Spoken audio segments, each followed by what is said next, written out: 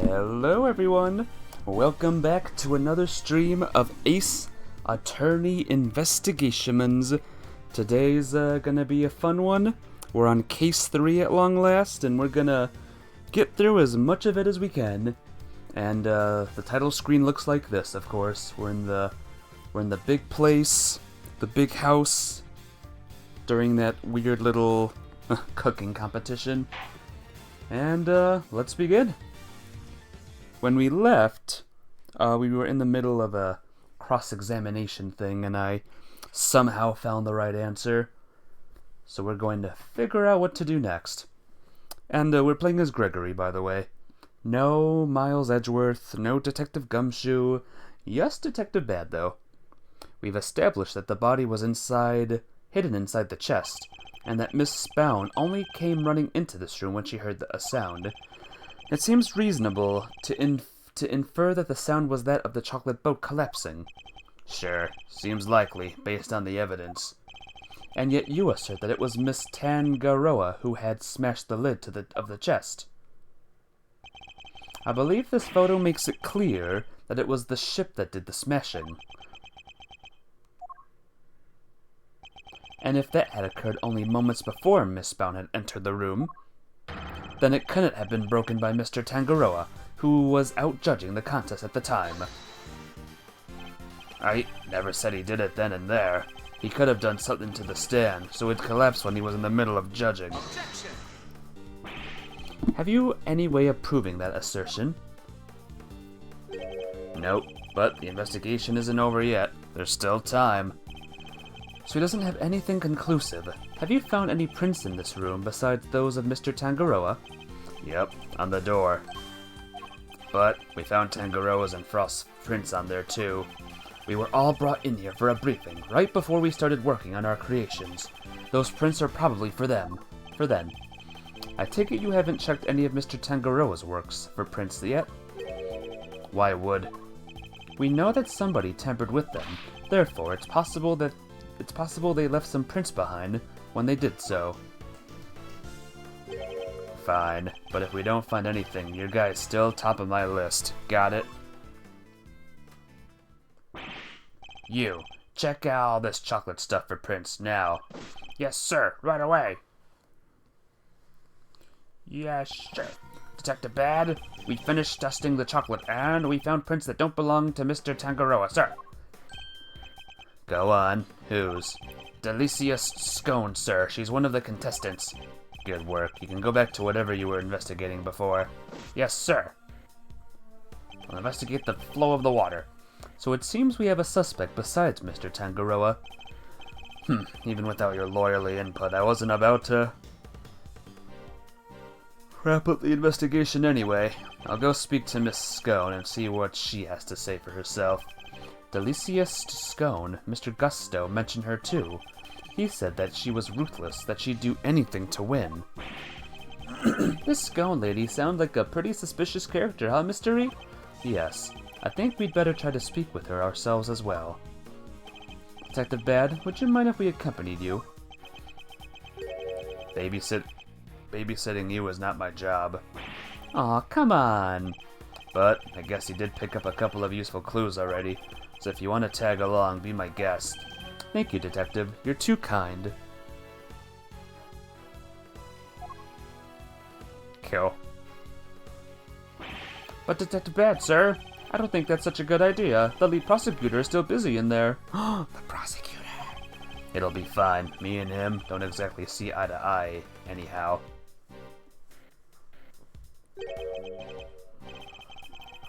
Who is this him? Who did they assign the case to? Manfred von Karma. I had a feeling. What? They gave it to von Karma?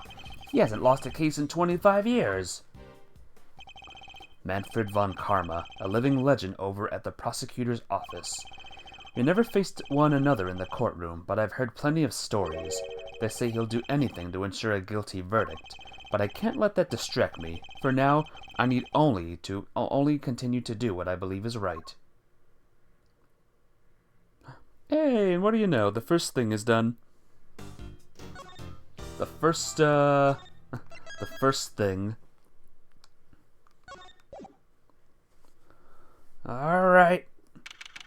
Oh my gosh. Holy cow, guys. Look at this cake. Or whatever the flip this is. Whoa, a candy castle? And look, there are even some little elves to go with it.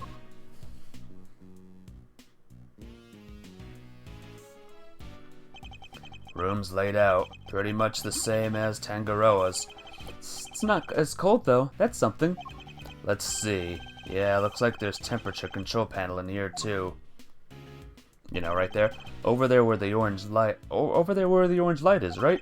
We better take a closer look at it when we can. It's like a fairy tale storybook in here. And this is whipped cream covered... And this whipped cream covered construction must be the work of Miss Delicia Scone. Where is Miss Scone? Me! Why, I'm just over here, dearie. Oh, just look at you lovely boys. Delicia Stone at your service. Some cheeky blighters back in Blighty even called me Miss Delicious. Tee-hee. Called a lovely boy at 34. Unexpected, to say the least. I'll be the same age as Gregory in a month or so. But lovely boys? Really? Even Mr. E? Oh, yes, dear. You, the detective over there, you're all lovely boys to me. I'm nobody's lovely boy, lady. Name's Bad. I wonder just how old she is. Finish this up so we can get out of here, Mr. Attorney. Yes, all right. What is the meaning of this? Chit-chatting with the defense? He was in the castle. But Mr. Edgeworth, some scary guy just stepped out of the castle. Von Karma. What? He's Manfred Von Karma? Beep. Sorry, mannequins. The notorious prosecutor Von Karma himself. It's a pleasure to meet you, Mr. Von Karma. Gregory Edgeworth, attorney at law. I couldn't care less what your name is. Your job is to lose to me and disappear, never to show your sniveling face again. What a thoroughly rude individual.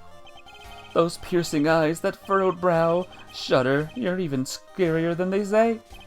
And you might want to keep such a rude thoughts to yourself, Eddie. We were hoping you might permit us to carry out some brief inquiries, Mr. Von Karma. Ha! And why would I wish to extend you any such courtesy? This clearly isn't going to be easy. So long as your inquiries are limited to this room, I suppose I'll allow it. Why the sudden change of heart? You, the tall fellow.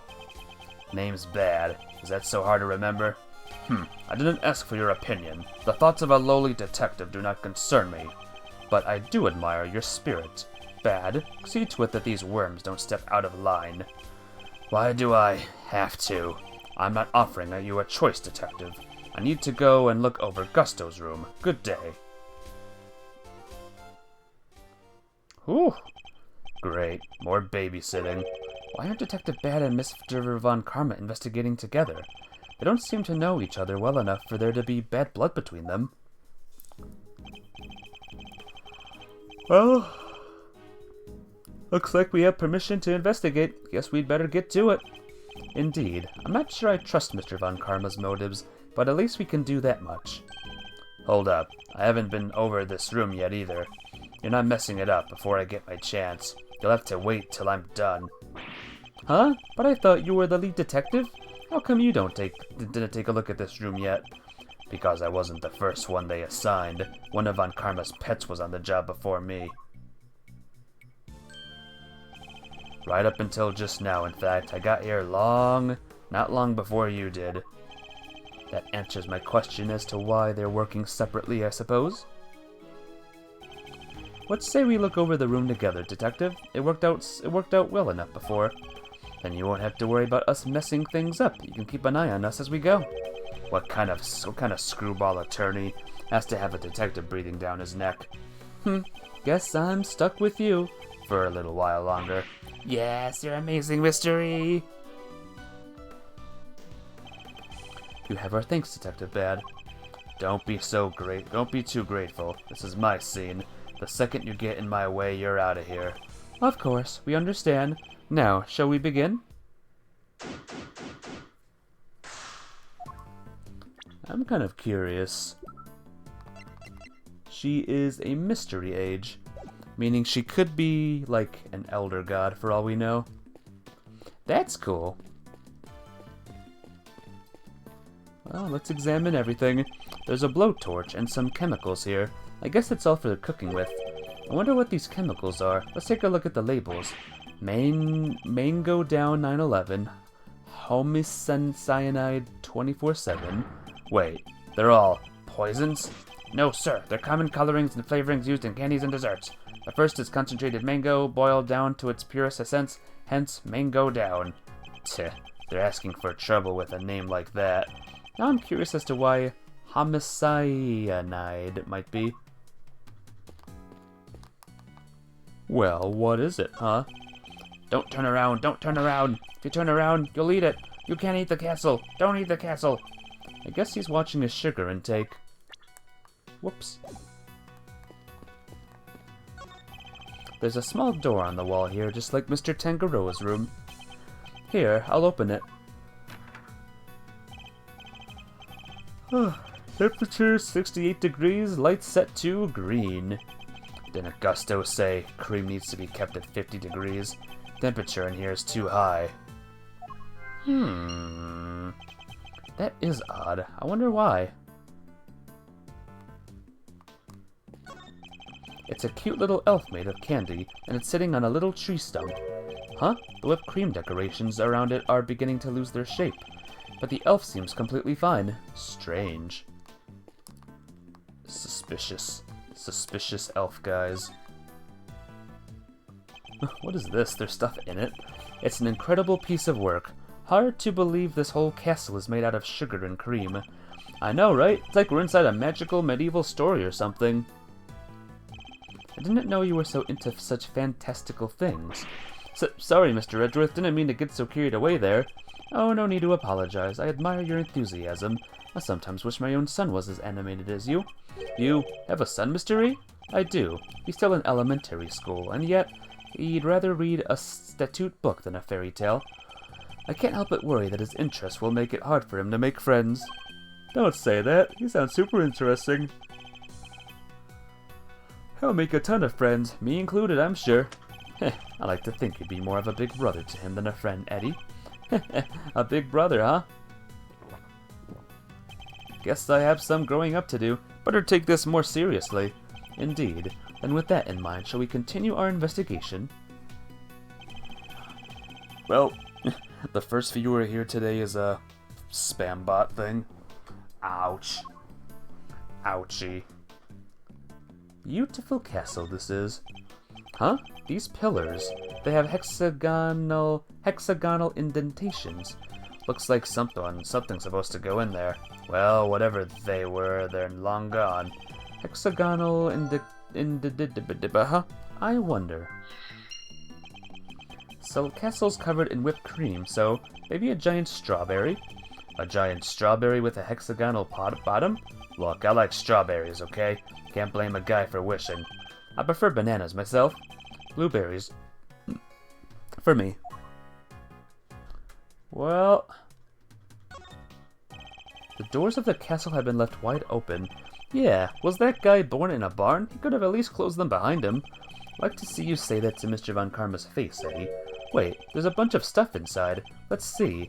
Hold it, kid. If anybody's gonna be handling evidence, it'll be me. Tch, cream's going already. Hey, Hedgeworth! How you doing? You listening while you cook? Ooh, what you making? Hey, if you're lurking though, then lurk away. Cook away! It's all over the detective's shoes. Why are there all these items being stored inside a candy castle? Alright, tell me what you want me to look at first. The hexagonal shape. The roses. How about the blue tarp? How do you do the command? I think it's just exclamation point lurk. No exclamation point after lurk. Just at the beginning. You silly. But yeah, I hope your day was good. There's a bunch of blue cloth back there. 1, 2, 3, 4 rolls altogether. Well, they certainly aren't made of candy. No idea what this stuff is for. Almost looks like somebody hid it in here. And I think I've seen fabric of the same color somewhere else before. I don't remember where, so blue. Two big rock crystals. Looks like somebody was using Looks like someone was using the castle for storage. Uh-oh. Oh, exclamation point at the front of Lurk, not at the back. The front of Lurk. Kinda expecting something a little more exciting behind those doors. Oh no. Maybe they're giant uncut gemstones. And maybe this whole thing is based on a story about a castle with a priceless treasure hidden inside. I think I'd treat my priceless treasures with a little more care. There's something on the bottom of them. Looks like a little stand or something. Ooh, a stand. I was right, they are gemstones. A stand must be so they can be put on display. Well, whatever they are, it seems they're not just a large set of paperweights. I think, we have our logics. Maybe.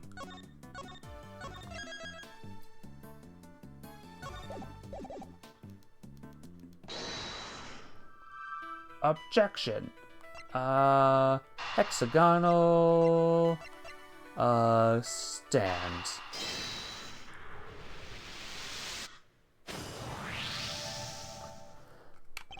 The rock crystal stands and the pillars in front of the castle feature the same hexagonal shape. I believe the crystals are meant to be placed on top of the pillars. Oh yeah, hexagon to hexagon. Makes perfect sense. But if that's the case, then why were they being hidden inside the castle? The rolls of blue cloth and the rock crystals inside the castle. I imagine both must belong to Miss Stone. Miss Stone! What were you using the items inside the castle for? Oh, those. Sorry, Lambkin, but I'm not allowed to say. Let me guess. Von Karma. Eek! How did you know? But please don't ask me to tell you. I'll have my guts for garters. It seems the prosecution really has no intention of sharing anything with the defense. Man, thought we were onto something with those giant rock crystals, but... what's that, dearie? You're interested in my little trinkets? Your trinkets? Yep, my sweet. I use them to make people all lovely and relaxed. Use rock crystals and cloths to do that? I do. It's wonderful. You should see it. And they're not just any old rock crystals either. They're great big lumps of salt when light's inside them. Wow, those things are lamps? Tee hee hee hee. Oh, that's not even the half of it. Those cloths hold an even more exciting secret. She really opened up the moment we started talking about her trinkets. Since you're here, why don't I give you a lovely boys a taste of my relaxation magic, Oh, Batty Bumpkin, can you get it all out and set it up for me? The name is bad. Is that a no? Why are you being so selfish, Batty Bumpkin? Is she crazy? You, have you finished taking photos of this room yet? Yes, sir, we have, sir. Help Miss Scone here with something, will you? Yes, sir. By the way, sir. Tee-hee-hee. Oh, you're a sweetie at heart, aren't you, Batty Bee? That's amazing, Miss Scone. You got him to do exactly what you wanted. That's some talent. Are they flags? Thank you so much, Battykins. And you, Officer Lovely. She's even giving nicknames to the forensics guys now. I guess it's her way of showing that she cares. So, what about this supposed to be relaxing exactly? Oh, don't be a big sourpuss, Batty Bee. The fun's only just beginning. Officer Lovely, you can switch it on now. Yes, ma'am. Ooh. Wow, it's beautiful. It is. I wish my son were here to see it. Isn't it, though? Isn't it just wonderful? The 4 adorable elves on the sweetest little castle, made of sweets. That's my theme, you see. And I thought it would be extra lovely if it was all lit up. Isn't it the nicest thing you've ever seen? One of the elves must be feeling a little left out. This is how it was supposed to look for the contest, but I'm glad you lovely boys get to see it at least. Wait, shouldn't the lamps be lit up too? What happened there, I wonder? I think we better take a look at the lamps and the elves one more time. The lamps. Just in case, I think I can do another thing. So I gave it another save. High temperature, running cream.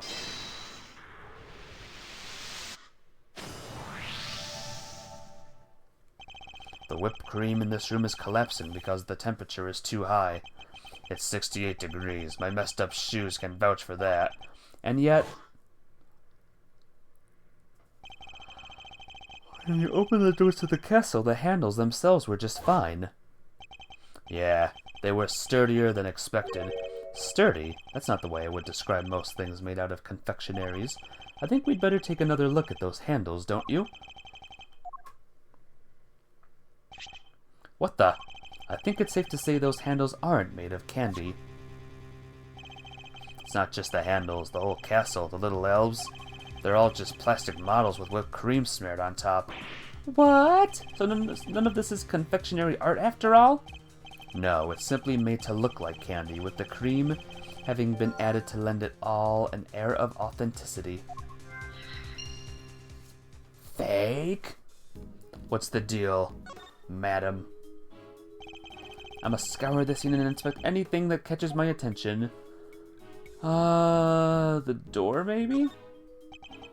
My shoes are already covered in cream.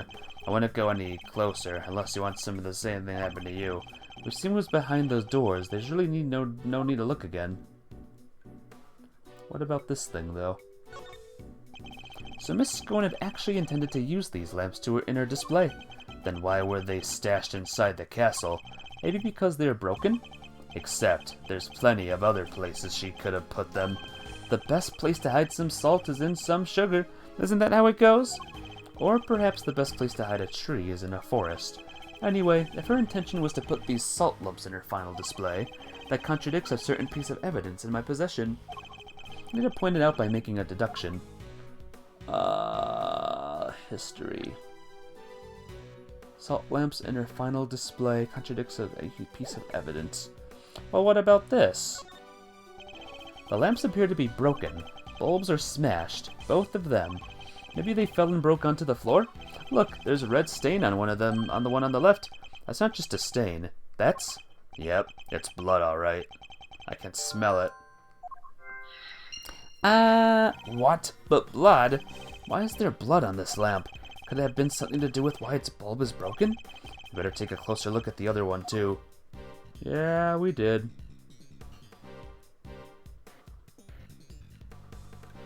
Alright. Time to play a game of guess what the right answer is. What do we got? We have a key, contest rules.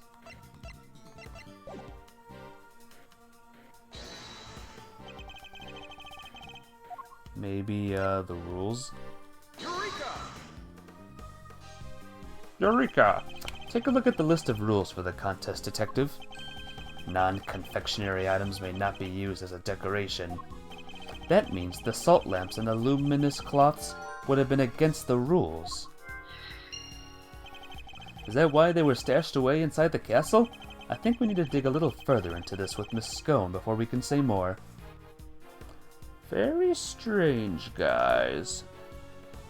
I wonder if we can do another thingy, by the way.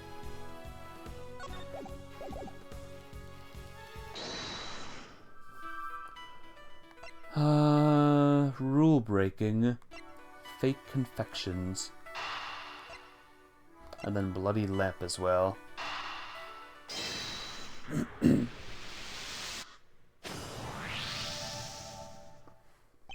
So not only did she use decorations that were against the rules, she didn't even make any real sweets. Miss Scone made a mockery of the rules. Yeah, guess she's not gonna get crowned world's greatest now. And why is it so warm in here? Do you think it's got something to do with all this? That's a good question. I think we'd better go ask Miss Scone herself. Blood force trauma... The bloody lamp?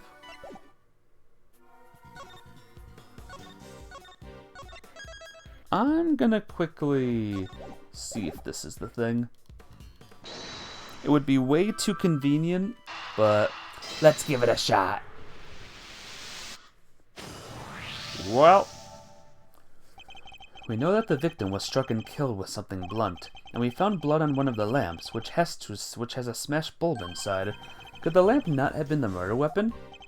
For sure, it could definitely do enough damage to kill someone. You, science guy, did you finish analyzing the blood from the lamp yet? Yes, sir, just got done a minute ago, sir. The blood is the victim's, no doubt about it. There you have it. Cool.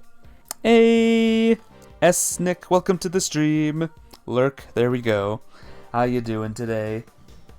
Hopefully you are well. Hopefully you lurk good. Lurk, there we go. you got it. So the murder weapon was inside in Miss Scone's room. I'm beginning to think we may need to add her to our list of suspects. Yeah, Miss Scone, what's going on here? What's the matter? Something weird about the ladder? It's not a ladder, Detective Bad, it's a step ladder. Same difference. Far from it, actually. You know if you observe their basic nature more closely. Amazing mystery. I'll have to remember this for future reference. Yay, I got an achievement. An achievement for all of the ladders. Yep, you're chilling. Love this game. Happy to see more people playing. That's cool. If you know this game well, I might need hints to some of the like stuff that I'm doing, because I'm kind of stupid. If you can offer hints, but if you don't want to, it's fine. But it would help a lot. But yeah, welcome to the stream. It's good to see ya. I'm seeing this game for the first time. I saw the first game in this series for the first before, but this is my first playthrough of this game, so I'm very happy. Hello, Miss Scone. How are you? What's the matter, Miss Scone? You seem a whole lot less cheerful than you were a minute ago. Is it Mr. Von Karma? Did something happen between you two? Why, yes. No, nothing happened at all. But you just said yes. Tee-hee-hee. That was a hello yes, you silly boy. Aren't you, just the sweetest little sugar dumpling? Remind me, what was your name again? Oh, Eddie. Eddie Lumpkin. Oh, you'll go far, dearie. I can tell. Eddie Lumpkin. It seems our English gentlewoman has taken a liking to you, Eddie. No small accomplishment. She's not exactly what I picture when I think of a gentlewoman, Mystery. Never mind that now. We should ask her a few questions while we can. So she's English? Does she have the English accent? Could you tell us about what you did over the course of the contest? Of course, dearie. Let me see. I can't do an English accent. Sorry, folks. It all started at work. It all started at about 10 in the morning. That's when we set to work. And, well, I spent most of the time here in my room getting everything ready, as you'd expect. Oh, and then there was the lovely afternoon tea for an hour or so from around 1, I think. Afternoon tea? It's an English tradition, a chance to drink tea, enjoy a snack, and make small talk. So, kinda like recess. I suppose you could say that. Oh, you really know your onions, don't you, Greggy Pegleg? Such a clever boy. When did I become Greggy? And where was this afternoon tea served? Out in the garden, of course. There's a lovely little one just outside. They do it at the same hour every break time during the contest. Lay on a nice little spread, you know? English brunch. A lovely little English brunch. But today, only me, Samson Sillypants, and Moody Judy were there for it. Sammy Poople had already finished his big creation, so he was there for the whole time. But poor old Chillywinks and Gusty Pants had to miss out because they hadn't finished yet. Bless them. They're saying everybody except Mr. Frost and Mr. Gutso was present. That's right, dear. To tell you the truth, I hadn't finished them yet either. But I wasn't about to miss out on a tea and cake served by 2 TV superstars. I went right back to work when I'd finished, though. Tootled off while the others were still nattering away. And at any point during the contest, did you visit any of the other competitors' rooms? What? No, dear, don't be silly. That's strange, because your fingerprints were found in Miss Tangaroa's room. Eek! Caught red-handed. Wait, so you admit you were there? Oh, well, I can hardly deny it now, can I? But I didn't kill anybody, I swear. I suppose I'd better tell you what it really happened. Just promise you'll believe me, won't you, dear? What really happened? What exactly were you doing in Miss Tangaroa's room? Well, I was, suppose you could call it research. Research. Sammy Poo pulls a dab hand when it comes to the old sweet making. Everybody knows that. So when I noticed there was no one in there, I just popped in for a quick bit of research, like I say. What kind of research leaves fingerprints? Yes, well, it stands to reason I'd leave fingerprints, doesn't it? After all, it's hardly research if you don't have a little nibble now, isn't it? Is it? What? You ate little pieces of them? So, the traces of tampering in Mr. Tangaroa's room, that was all you? I'm ever so sorry, sweeties. I didn't mean to make it a mess. I just had to take a little bite here and there, didn't I? I didn't want poor Sammy Poople getting upset, so it was just the teensiest bits and pieces. And the stand holding up the ship. You took a bite out of that too, I suppose. Oh, yes, dear. I know I did. You would do the same. Those chocolates did look good. Trust me, I wish I saw an amazing, big sculpture of art in the making. It was you. You brought the whole thing crashing down. Eek! I'm sorry, my lovely. It's truly I am. Hold on. Is that why you left the afternoon tea early? You were heading off for the second helping of sweets? Look, just please believe me. I never killed anybody, I promise. Your actions were certainly suspicious, but that's about all we can say for now. Temperature of the room. Miss Scone, why is the temperature of your room set to 68 degrees? Because I hate the cold, don't I, dearie? And besides, being chilly is no good for a girl. If I want to keep my fresh-faced complexion, I've got to be careful about these things. You ladies have to stay young, don't you know? How old is she really, though? That's what I'd like to know. It's not polite to speculate on a person's age, Eddie. But most of your work is made out of whipped cream, and whipped cream needs to be kept at 50 degrees or it starts to deflate. Is that so, dearie? Well, silly me, eh? I'm only gone and made a whoopsie. Wait, she really didn't know that? World-class confectioner, my foot. Not only did she break the rules by using fake candy, she's ignorant of basic facts about her supposed craft. Miss Scone grows more mysterious by the minute. She's suspicious, guys. This elf doesn't have any illuminated cloth over it like the others. Not fair to leave the poor guy out, Miss Scone. Well, I didn't want to, did I, dear? But one of my cloths and one of my little machines went missing. A cloth and what sort of machine exactly? Oh, you'll never guess how it works. Those luminous cloths are connected to these little thingamajugs. They're called full-spectrum light-emitted devices. They send light down the main cable and into each optical fiber strand.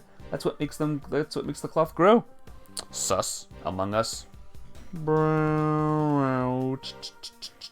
Yep, Among Us exactly. When will that game be added to, when will an Among Us case be added to this game? Edgeworth is in Among Us now, so with a little bit of fiddling, you can change the light to any color in the whole wide world. Bright red like ferocious fiery flames, cool blue like the clinking of crystals of ice. They have these special batteries that last for donkey's years. I don't mind the cold at all. Forgive me, so these machines, they're what makes the special luminol cloth light up in these beautiful colors, Mystery. I see. So much new technology, I can barely keep up. So these light-emitting devices, you lost one of them in a piece of luminous cloth? That's right, Lemkin. Heaven only knows where they could have gone to. This cloth, it could have been something to do with the case. Heck of a crossover, I know. Do you think they'll add more to Among Us eventually? More Ace Attorney peoples? I wonder why it was only Edgeworth. Edgy and only edgy. So strange. Boom! Boom!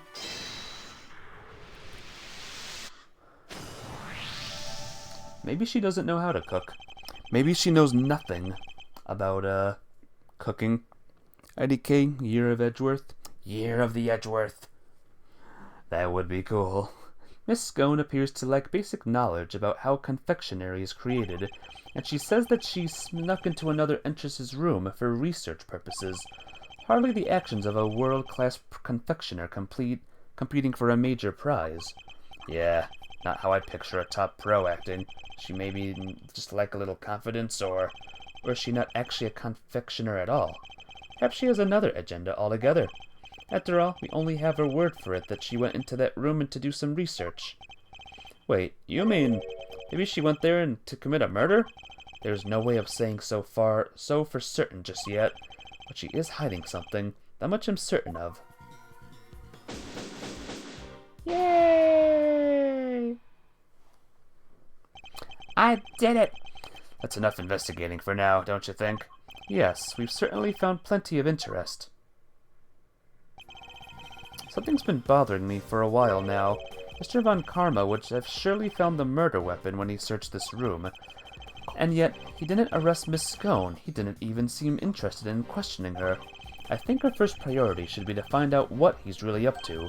Detective Bad, I have a few things I'd like to ask Mr. Von Karma. Me too. Him and Scone. Eek! How could you, Batty Bumpkin? Stop staring at me like that! It appears Detective Bad is just as suspicious of Mr. Von Karma and Miss Scone as I am. Miss Scone, would you be so kind as to accompany us? Of course, dear. What are we off to? To find Mr. Von Karma.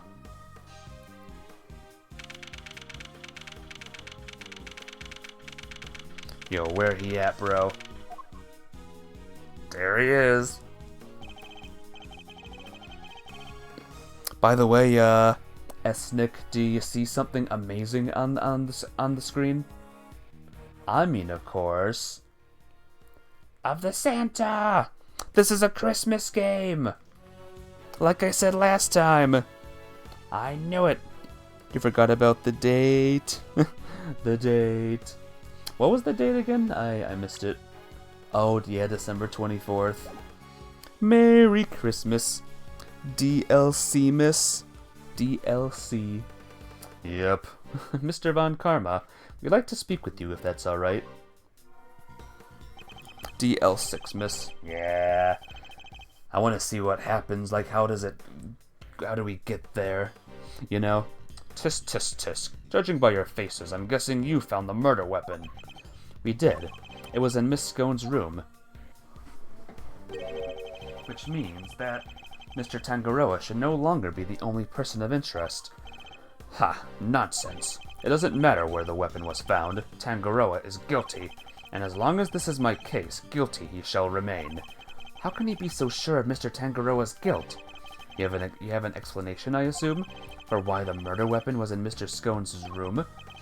Of course I do, and I'll be delighted to share it with you. Oh my gosh. Tangaroa killed Frost with one of Scone's salt lamps in order to frame her for the murder. To complete the deception, he took it back to her room once the deed was done. After all, if it had been found near the victim's body, Tangaroa would have been seemed doubly suspicious. A body must be maybe hard to move, but a murder weapon considerably less so. And that is why there was no piece of evidence on the scene that pointed to a particular suspect. So it's your assertion that Mr. Tangaroa took the salt lamp back to Mr. Scone's room? It is indeed, but it is more than an assertion. It is a fact based on my own investigation. You mean you have proof that he did so? I don't need any such thing. What? Tisk, tisk, tisk. If you have a rebuttal, I'd be happy to hear it. But I highly doubt you'll be able to fault my logic. I did not see any obvious contradictions, so press, press, press. Hold it! So he took one of the salt lamps from Miss Scone's room back to his own. Indeed. He prepared it beforehand, knowing that it would be the perfect weapon with which to kill Frost. It's been a long time, by the way, since since I cross-examined Von Karma. Proof is everything in court. I do not need proof. I know, Von Karma. What the heck? Well, technically, Esnick, he's not in court right now. Ha ha. Or maybe that's what his motto changed to in the last couple years. Either or. But we found the lamp in Miss Scone's room. Surely this casts Miss Scone herself in a suspicious light? Perhaps if he were to let me finish. Now, as I was saying... To complete the deception, he took it back to her room once the deed was done. Forgot what voice I was giving him. You're talking about the lamp made of rock salt that was hidden inside the candy castle, right? Precisely. I was the one who found it. So be grateful. It's thanks to me you don't even have a vital piece of evidence. What made you go inside the castle in the first place, if you don't mind me asking? Good point. Maybe he just wanted to see what it was like in there? Fools! You think I went there on a whim?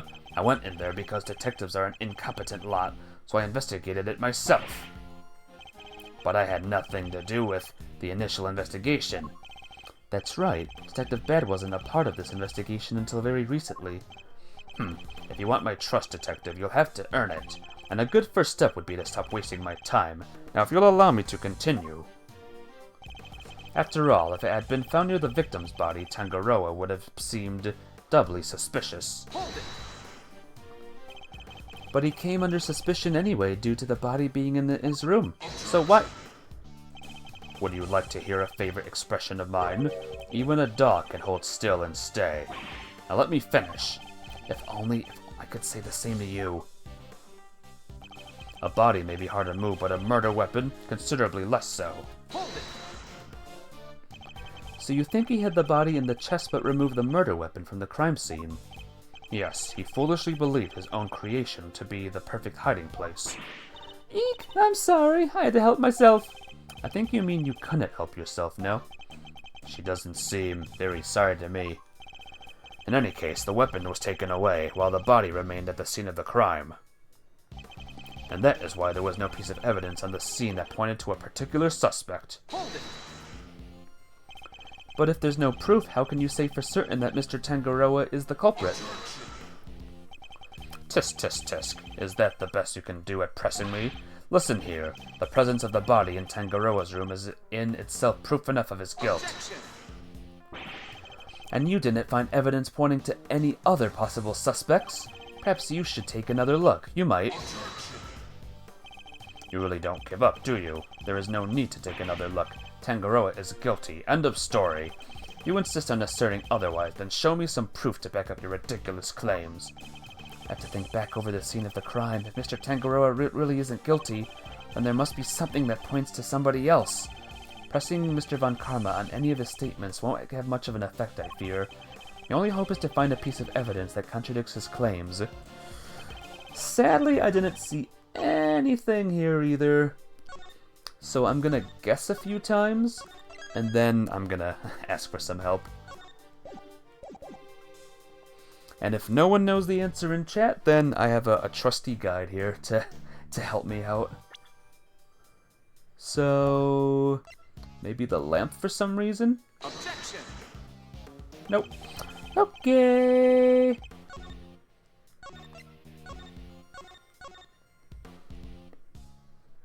Do you know the answer at all, S-Nick? Maybe you have to press the rock on a different statement? Like the last one, maybe? No piece of evidence. But what about the salt lamp? Objection! Fudge. Yeah, I have no idea. Not off the top of your head? Aw, man.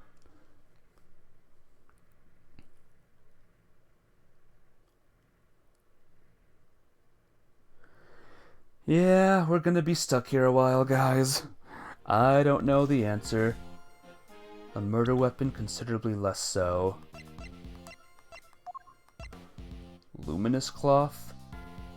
Lost a roll of it? Maybe this? Objection! Yeah, I think I need a guide, guys.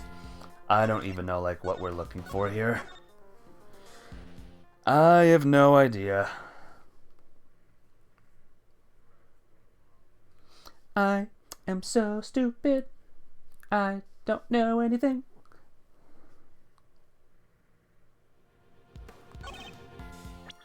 No piece of evidence.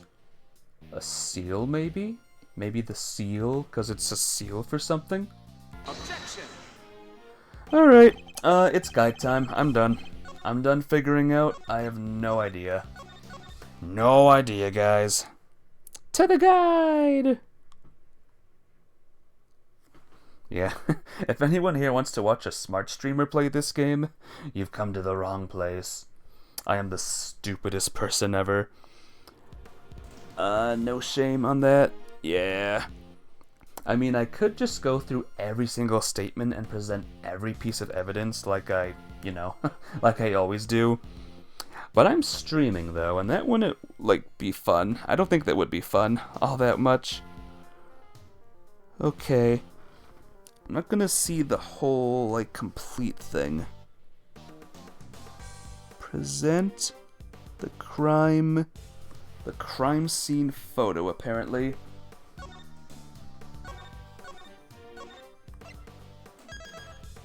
I don't think I needed to save it, actually. Whoops.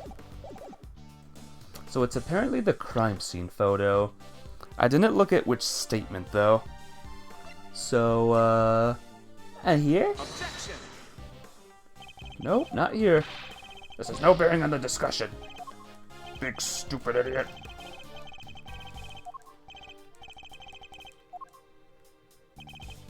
Alright. So here, then? Objection! Okay, it's the last one. Then where does the photo contradict it? Where does the photo contradict it? Good question. I don't even know, what we're looking for in the photo, and I don't know what does the contradict at all, to be honest. You got it. You got it. I did get it. I just want to have my my health bar there be, full. Always full. It's her. It's obviously her. Objection! It's true that the murder weapon and the blood-stained chocolate were removed from the scene of the crime, but something else remained that does point to one person in particular. Take another look at the photograph of the body, if you will. The cloth covering the victim's lower half. Is that not one of the same luminous cloths we found in Miss Scone's room? See, I forgot about that cloth. I forgot it was there completely. You got healed after an investigation, though, remember? Yeah, but not in the middle of, this. You know what I mean? Like when I failed it the first time, and then I succeeded.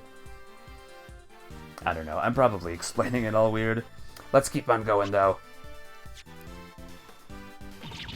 What's that, dearie? One of my lovely cloths? At the scene of a crime, you say? Luminous cloth.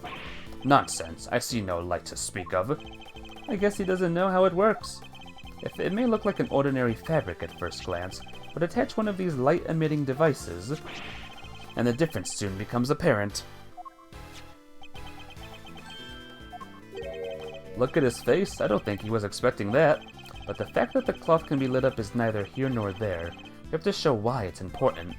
One of the rolls of cloth from Miss Scone's room went missing. If you look closely at the blue cloth in the picture, wouldn't you say it's clearly made of the same material, Mr. Von Karma? The salt lamp and the luminous cloth both belong to Miss Scone, and seeing as the body was wrapped in said cloth, surely even you have to admit that's suspicious. Mr. Von Karma, I think it's time to accept that a number of factors point to Miss Scone as a person of interest. Eek! Wow, good catch. Greggy Peg Gleg, how could you? You're accusing me of all people.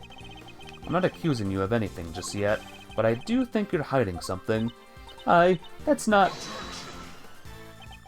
Just to clarify, your assertion is that both the murder weapon and the cloth were in Miss Scone's room prior to the murder. Exactly. Tisk, tisk, tisk, tisk, tisk. Is something funny? Only that you've watched go so carelessly into my trap. Neither the cloth nor the murder weapon were in fact in her room. So sorry to have to break it to you. What does he mean? Tangaroa spotted them before the contest began, and noted that the lamps and the cloth contravened the rules. He subsequently confiscated them and took them to his own room for safekeeping. What?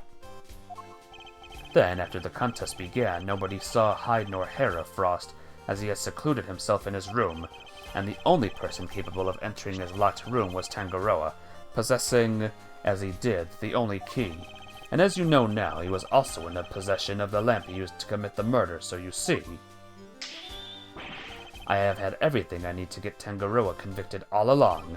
Well, how does it feel to have lost to me before even setting foot in the courtroom? Arg, this can't be happening. Wait, all of our hard work was for nothing? Miss Scone, why didn't you tell us your stuff was confiscated by Mr. Tangaroa?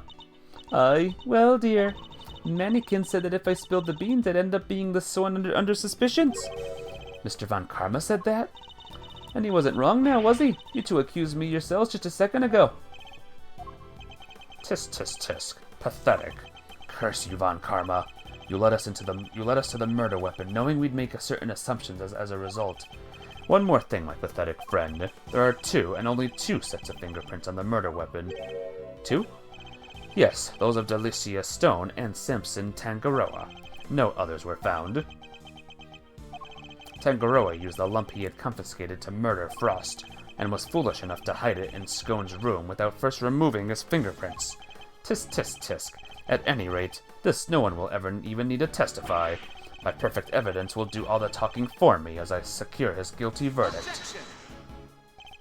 But wait, what about the luminous cloth that was left behind in Mr. Tangaroa's room? What about it? He probably meant to return it after disposing of the body. I don't have enough to disprove any of what he's saying.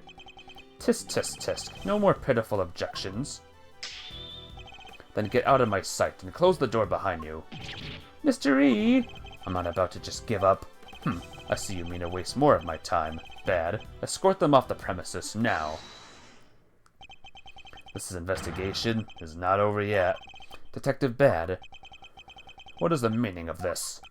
Sorry, but I'm not in the habit of leaving cases half-solved. There's still one last thing from the crime scene we haven't identified. Let's go, Bad! I'm so glad Bad has returned for this game. And he looks so young, too, compared to the last one. He's right. You still have the evidence of somebody's activities to account for. We can discuss your lingering doubts at our leisure, Detective. But whatever they might be, they're no business of the defense's. Objection. I beg to differ. There's a piece of evidence I'm still not satisfied about either.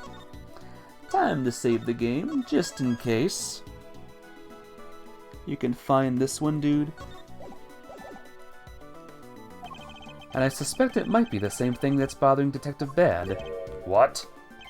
This is the yet unidentified something that was left in Mr. Tangaroa's room.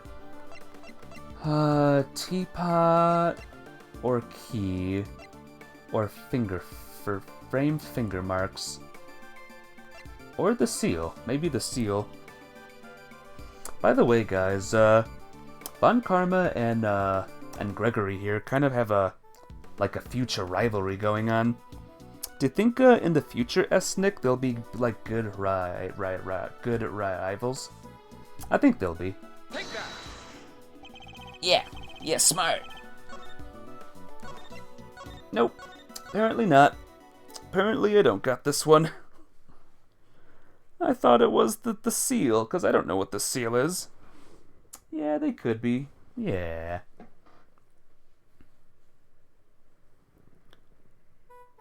You got this, think about it. That's the problem, though. I don't think that well. I actually have a learning disability, and if there's too much information, I get flustered, so I am not smart.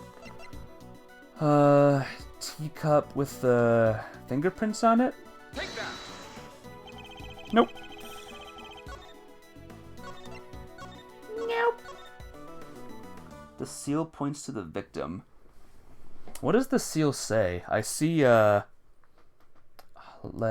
me see it real quick.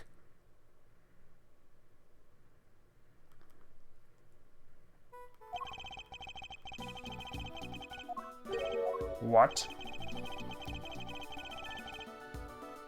Yeah, it's like H and then some mystery letter or something.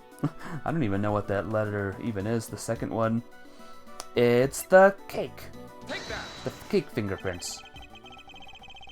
It's, mirrored? It's mirrored. What would that be then? I still don't know. We'll come to it as we get to it. There are finger marks on one of Mr. Tangaroa's creations. Supposing they belong to the murderer, it could certainly explain how their prints didn't end up on the murder weapon. How did you know so much about the crime scene? Because I let them look around. You'll find the meaning soon. Awesome. You let the defense examine the scene bad? Are you out of your mind?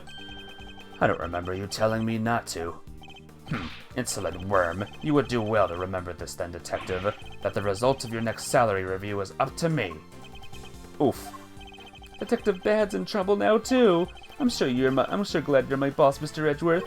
As long as you remember that the results of your salary review is up to your performance on this case. Heh, a mere attorney uncovering such a fact based on cursory investigation. I'm almost impressed.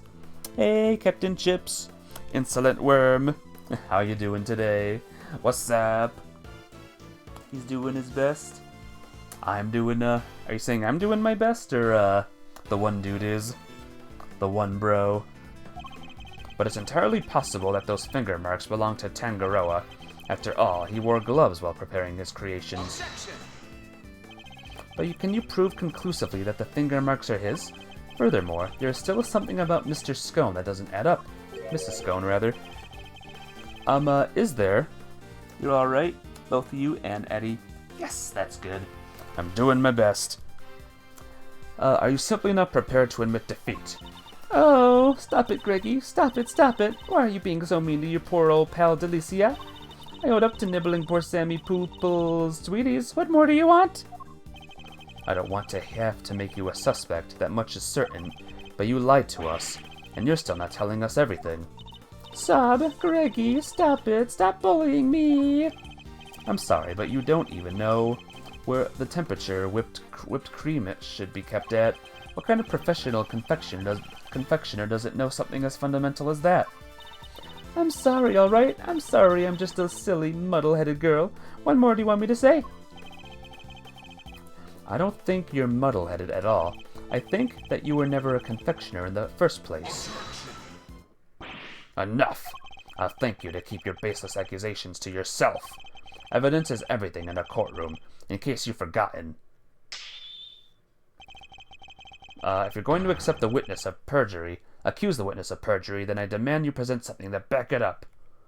Wait, evidence is everything in a courtroom. Yeah, see? But again, we're not in court. So what's the deal, bro? But this isn't a courtroom, is it? Nevertheless, what proof do I have that Miss Scone doesn't know the first thing about making desserts? Oh, damn it. I might need a hint on this one, Cynic. I wanted to save it, and the game didn't let me again. Doesn't know anything. I have no idea. These are fake, I guess? The fake confections? My guess is either she doesn't know the contest rules, or her fake confections. That is gonna be my guess. Well, let's see, what evidence do you have that is related to Delicia? The cake thing, the fake cake, the fake elf thingy, the salt lamp, and the luminous cloth. So is it one of those four that is the answer here? Is it one of these four that is the answer? She has lost a roll. She lost a roll. No, it's not. Hey, Stars over Hyrule. How you doing? And, what's up, brother? Hello. Everyone's coming on in now. Good to see everyone here. Let me get back in my chat room real quick. How was the rest of your stream, my friend? Oh, I can't see. Come on, guide. Let me back into my chat room, please. Professional streamer Ultima, guys. Just a professional streamer here trying to get back into his chat room. Thank you. It's just gotta find the one whose description says something isn't right. I don't know which one that is, though. But yeah, how are you, Vantera and Stars? It's you. Can you give me a hint? Is it either this one or this one? Or this one or this one? I need to, like, lower the choices a bit. How does the cloth show she doesn't know how to make desserts? I don't know. I don't know how any of these show that she doesn't know how to make desserts. None of these shows that she doesn't know how to make desserts in my eyes. And yes, first page. Is she not supposed to grab the chocolate or fake confections? I'm gonna take a guess and say this. Yeah! Oh, okay, this is right. Good. Good. But yes, good to see everyone here. Hello everyone. Newcomers and old comers alike. Every single one of Miss Scone's creations break the rules of the contest. The offending items, the cloths and the lamps, were duly confiscated as we have established. I got it. I did guess, but it was a good guess, a lucky guess. And the witness did not go and bring them back to her room herself. Objection. But those weren't the only rule-breaking items in her room. What? The entire fantastical world Miss Scone created, every last bit of it. It's all just a collection of plastic models slathered in whipped cream. That cream is the only authentic confectionery in the room. No real-world title contender would ever stoop so low. Is this true, Bad? Yep. Saw it with my own eyes. Stepped in it with my own shoes. Did we finally convince him? With her lies exposed like this, surely he can continue to deny the facts. Miss Scone, your actions will place you firmly on our list of suspects. But no, dear. I'm no killer. Hey, Riker, you. Welcome to the stream. Yo, I'm back. How's life treating ya? It's good to see ya. The evidence directly says she used fake sweets. Let me see. It did say Miss Scone's so-called creations were all fake plastic models. Oh, it said fake plastic models. Not fake sweets, but plastic models plastic models. Yeah, sorry. Like I said, I'm not a smart person. I need help, from time to time. But thank you. You're close. Then why don't you finally start telling us the truth? Who are you really, and why were you tampering with your rival's work? Alright.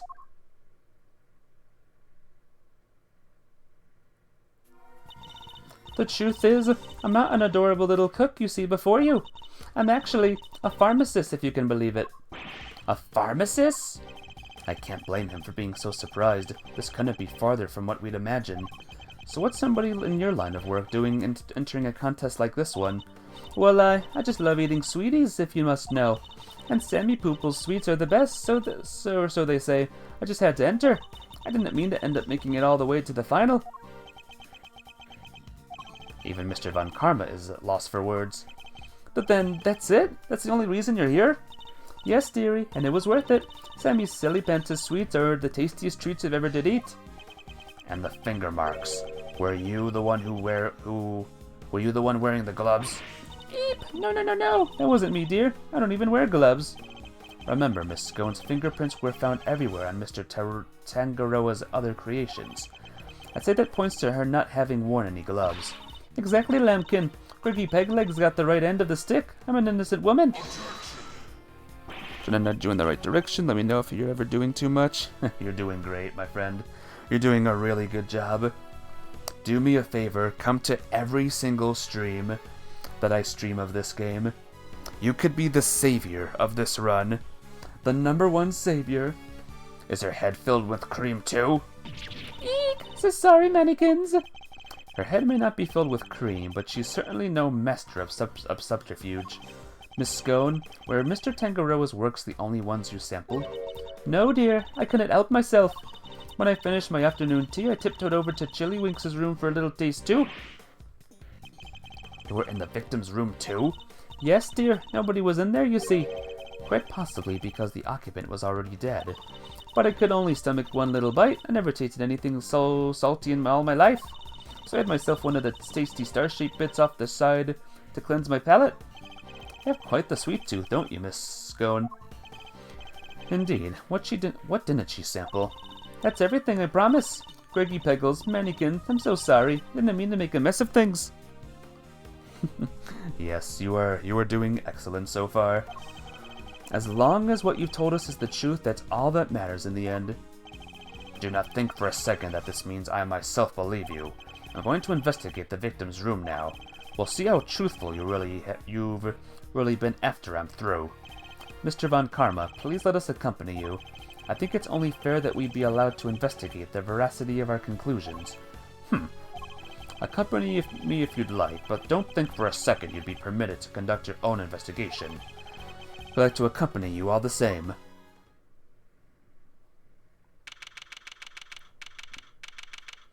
"9 p.m. contest venue. 9 p.m. What is the meaning of this? Uh-oh. When we got to Frost's room, we saw nada. It was all gone. The whole enchilada. Was this the work of a culprit? A dead body hidden in a chocolate chest? A murder weapon moved mysteriously to another room?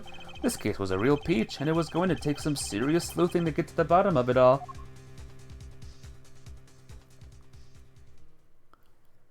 Welp. The end. That's the end of case 3, guys. Let's do case 4.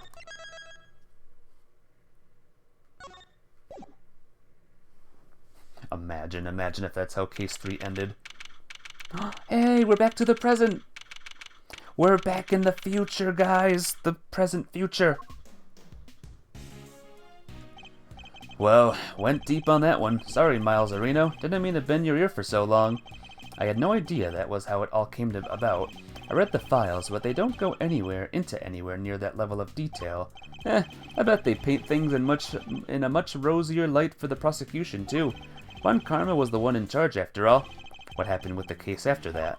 Well, what with the ice sculptures vanishing from the victim's room, things hit a bit of a rough patch. So rough, in fact, that it took a full year before they could even reach a verdict in the trial. A year? This was back before they brought in the whole initial trial thing.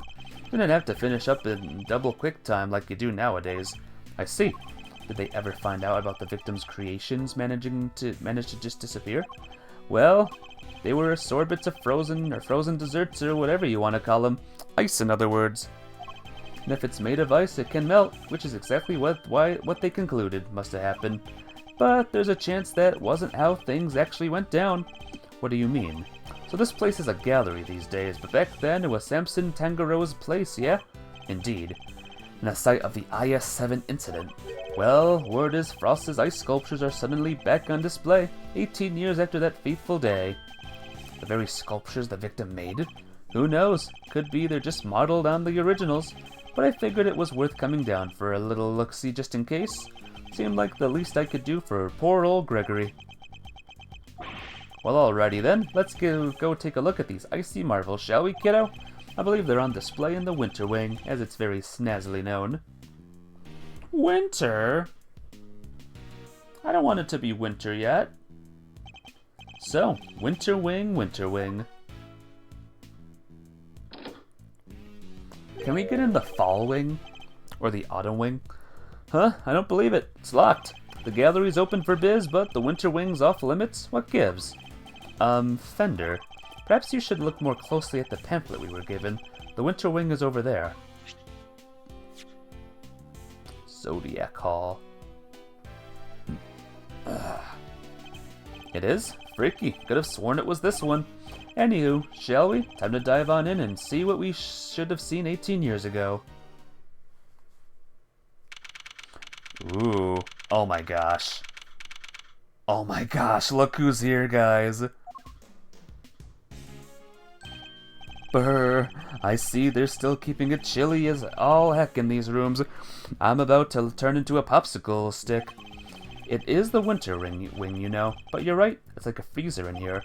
It could be a trick of the light, but it feels like the whole room is made of ice. The temperature controls will be somewhere at the back there, if memory serves.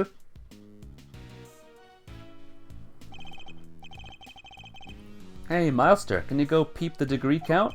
I'm thinking a complaint to the management in the order. There is such a thing as too cold, yeah? Alright, if you insist. Take your time, mosey around and take in the sights while you're at it. I've got a camera I need to prep for action. Feels like your pop might appreciate a picture of all this. I'll put it on his grave so he can have a gander. Of course.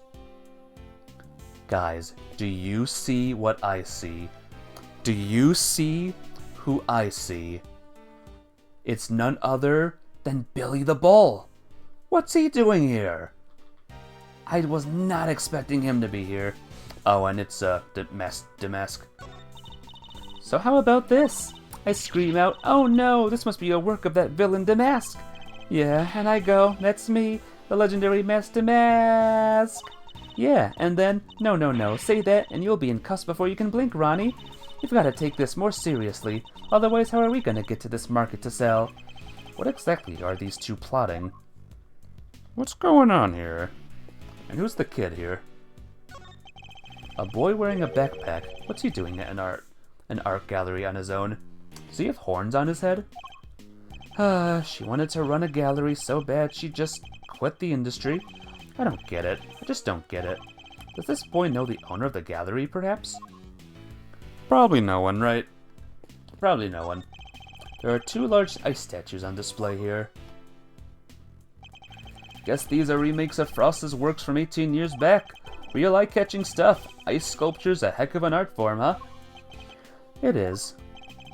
Sadly, we can't eat ice, though. I mean, we could, but it's not as fun as eating chocolate. These are the works my father never got to see. To think that I get to see them instead, so many years later. Sorry to butt in while you're deep in a think hole, Milester. Would you mind looking this way a sec? This way?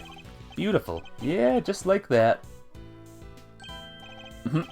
Good. Good picture. Needs more flavor. Put some syrup on it. Put some syrup on it. You love them. Yeah, these two are great. Fender, really? Say cheese! Please don't do that again. I don't like having my picture taken.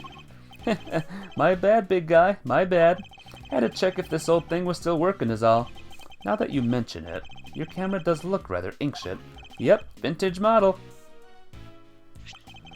Ever hear of an instant camera? It develops the picture right after you take the shot. Still twists my noggin trying to think how it works. I know what an instant camera is, although I've never used one. Should have known Mr. Know-It-All would know it all. You really are your father's son. Alright, step aside. Need to get some good shots of the room here.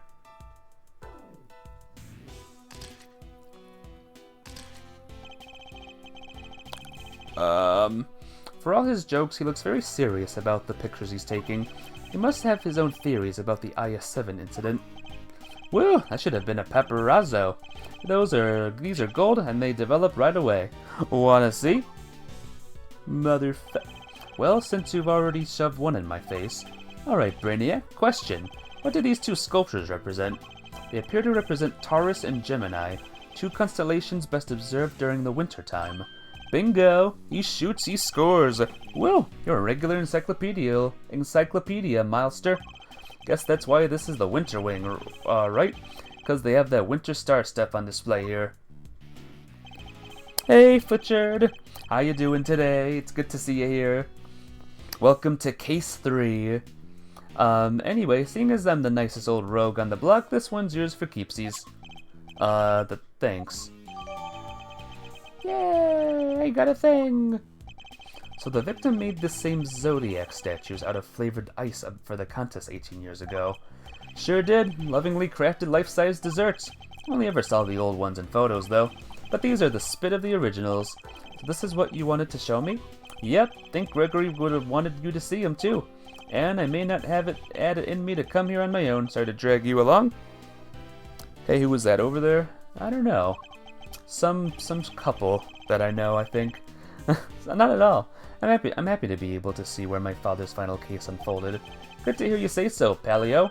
Let's say we grab another quick snap to commemorate the heartwarming occasion. Absolutely not. Man, I love playing these games. Seeing the old people from the past Ace Attorney games. Who else are we gonna see, I wonder? It's Damask! There's a huge black ice on display here. Must be incredibly heavy, though maybe not, but with it being hollow on the inside.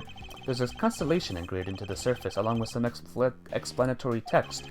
The Pleiades, known to some as Subaru, they form part of the larger constellation of Taurus.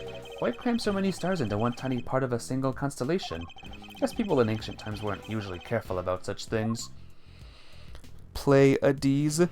Pleiades. Oh, whoops. Leaving so soon, Miles? Yeah, I'm looking for a Scorpio. Is there a Scorpio statue in this game, guys?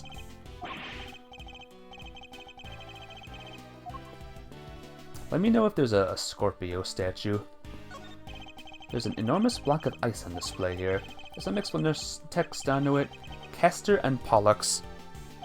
Every year in December, countless shooting stars can be seen emanating from this constellation. So then Damask needs to? Yeah, and then I wish these two would stop talking so loudly. It's difficult to concentrate. Never mind, I'll just go take a look at some other exhibit. Will they be nice? We'll see. Check the statues. I thought I did check the statues. Yeah, I did. When you arrived in, I checked them already. Not this one, apparently. It's a statue of a rather ferocious-looking bull. Not a gaze one would want to be fixed with. But then I was always taught to return a stare with a stare. Although in this case, discretion might be the better part of valor. Staring contest with the bull block of ice. Come on. This lamp appears to be made of rock salt. It's illuminating the diagram of the zodiac I just saw. Yes, both Gemini and Taurus are not only zodiac signs, but constellations that are visible during winter. Winter constellations on display in the Winter Wing, and uniquely, these statues are made of flavored ice. Oh, they're flavored ice! Hedgeworth won a staring contest with his reflection somehow? Did he? That's awesome. Ice might be rather fitting for the Summer Wing too. Who doesn't like having a nice snow cone on a sunny day?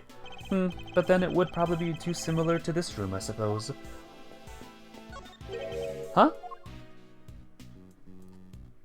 What's the flavor? What's the flippin' flavor of the ice? Bull flavor. Fender, I can't seem to find the temperature controls you mentioned. Oh yeah? It's a little tricky if you don't know where it's at. Here, I'll have it open for you in a jiffy. Huh? Dang thing's locked. Makes sense, I guess. Wouldn't want the visitors to cranking up the thermostat and melting the art. According to the pamphlet, the Winter Wing is kept at a constant 27 degrees. Hoo-wee, that's colder than a snowman's cold bits. I'm gonna freeze to death in here. Ah, guess there's only one thing for it. Somebody's getting a snuggle. Hey, what's with the icy stare? You want me to freeze to death? No. Alrighty, I got the shots I wanted. Shall we scoot on over to another wing and see what's cooking? Might as well do the full tour while we're here. I suppose so. Ah! What was that? It came from the fountain room. Come on, let's go see what's up. Oh no, now what? Oh no. Don't tell me. Okay. Is this guy dead? And is this guy the guilty party? Zodiac Hall Fountain Room. It's April 2nd. Can it be April Fool's? There's someone on the ground. And is that? Aw, that was the chef guy, though. He was cool, though. Larry, what are you doing here? Actually, never mind that. What on earth is going on? Edgy! You should have seen it. It was awful! Just calm down and tell me why there is an unconscious man on the floor. I didn't do anything. He just fell down in front of me. Wait, I know this guy. Larice Stoneham has returned, yep. Oh, and these two are here too. Is everything alright? Don't you know it's true to make a racket in an art gallery, you naughty boys? Wait, that smell. He's still breathing, but I know these symptoms. It's not safe, Miles. We need to get everybody out of here. Everyone, with me. There isn't a moment to lose. There's poison gas coming out of that room. Uh-oh. Things got really bad. Check it out, isn't Organizer Edgeworth humored Larry? Did he? Let's see. Oh, we don't have it yet.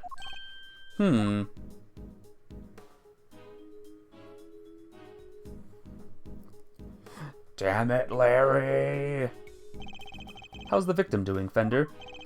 Not good. He inhaled a lot of gas. He's still out, and it sounds like it's pretty serious. But the paramedic said there was no sign of external injury, and that he was conscious before it happened. Anyway, he's alive, just barely. He's lucky we found him when we did. But like I said, he's not out of the woods yet. They put him in the medical room with a specialist. I see. I couldn't help but noticing that it seemed like you knew him, Fender. Sure do. That was Carmelo Gusto. He was here back with when the whole SIS-7 thing went down. The confectioner. So he was here 18 years ago, too. Any hoozles, this guy here seems like he's in rude health. Old pal of yours, Miles Areno? Yes, something like that. I'm glad you're okay, Larry. Something like that? Are you serious, Edgy? You've known me since elementary school. Crush a guy's feelings, why don't you? He's back in his painter's garb, by the way.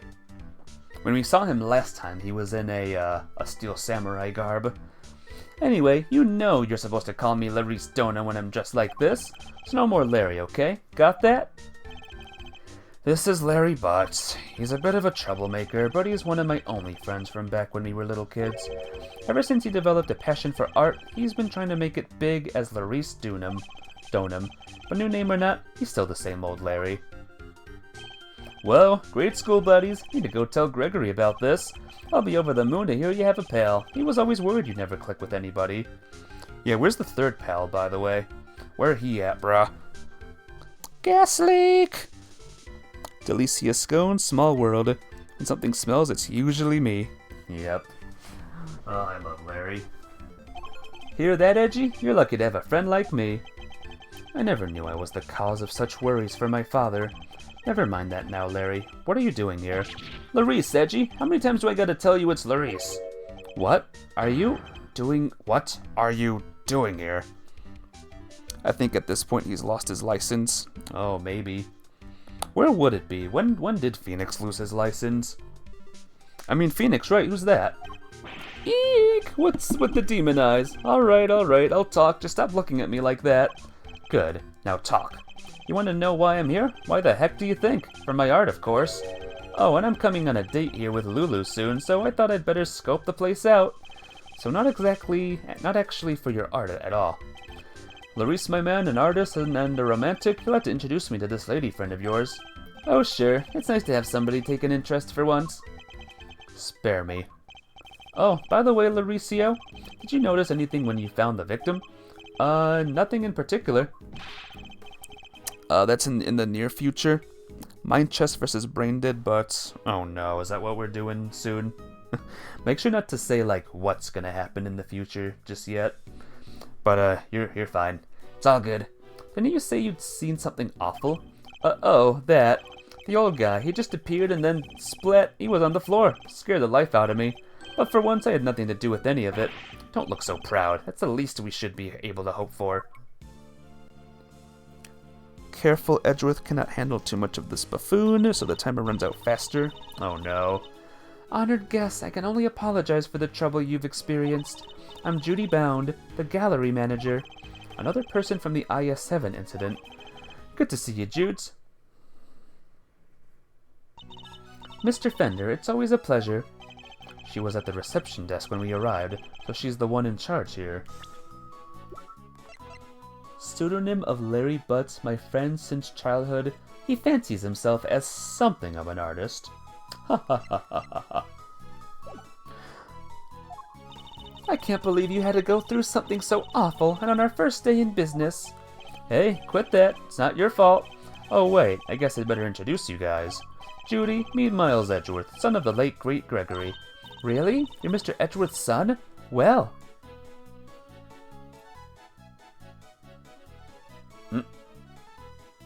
What are you doing? Isn't this fabulous? The great man's son here with us.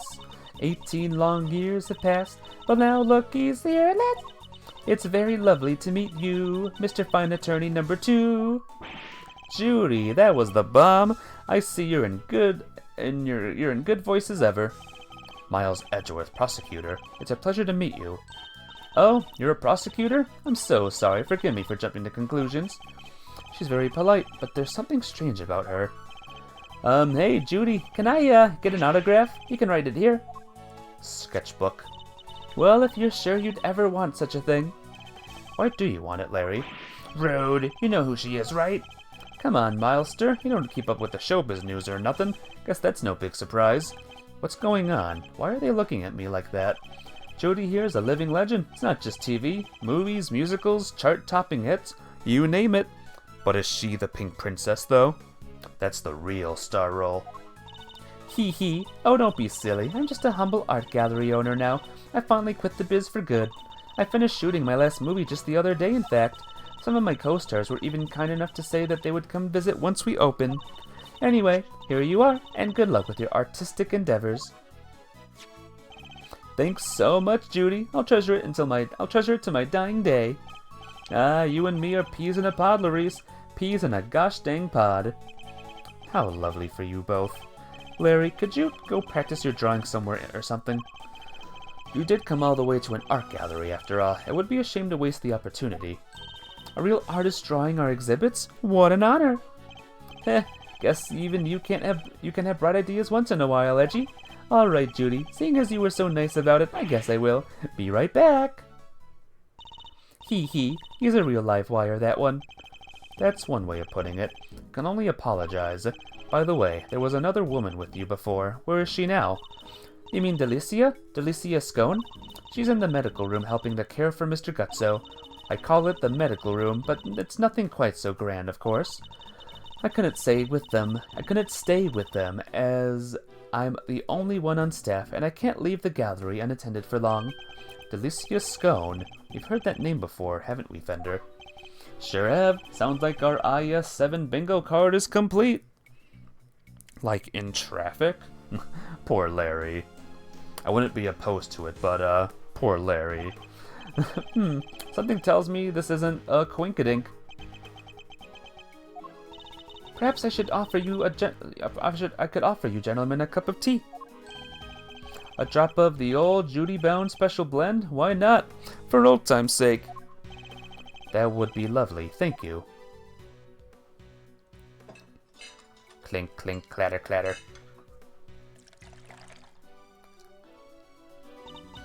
Now if you'll both excuse me, I better go and explain things to the other visitors.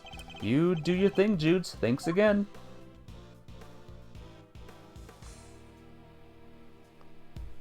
So did someone cause the gas leak?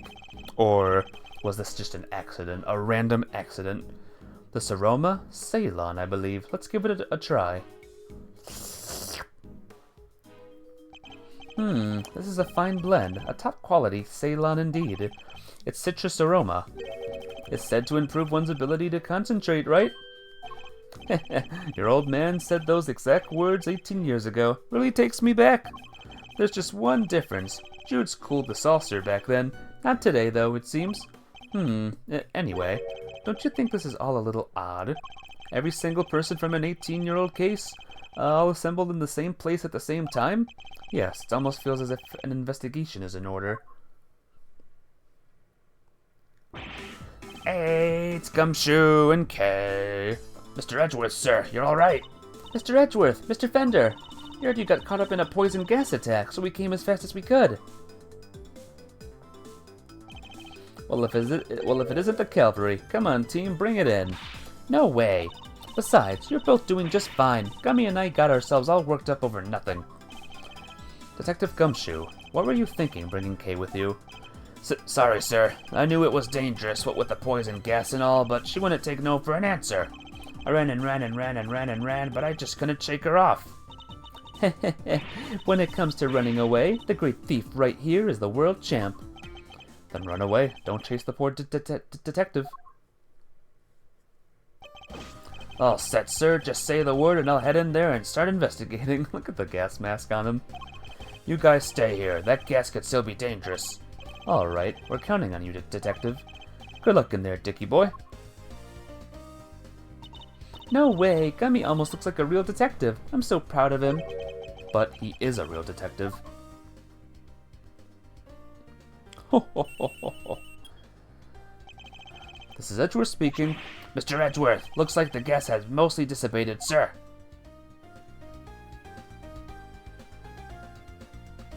Well, very good, detective. Now calm down and tell me what you see. Yes, sir. First up, the exhibits. There's a statue of two people on the left side. And on the right, some kind of two-horned animal. Wait, a statue of two people and a two-horned animal? That sounds familiar.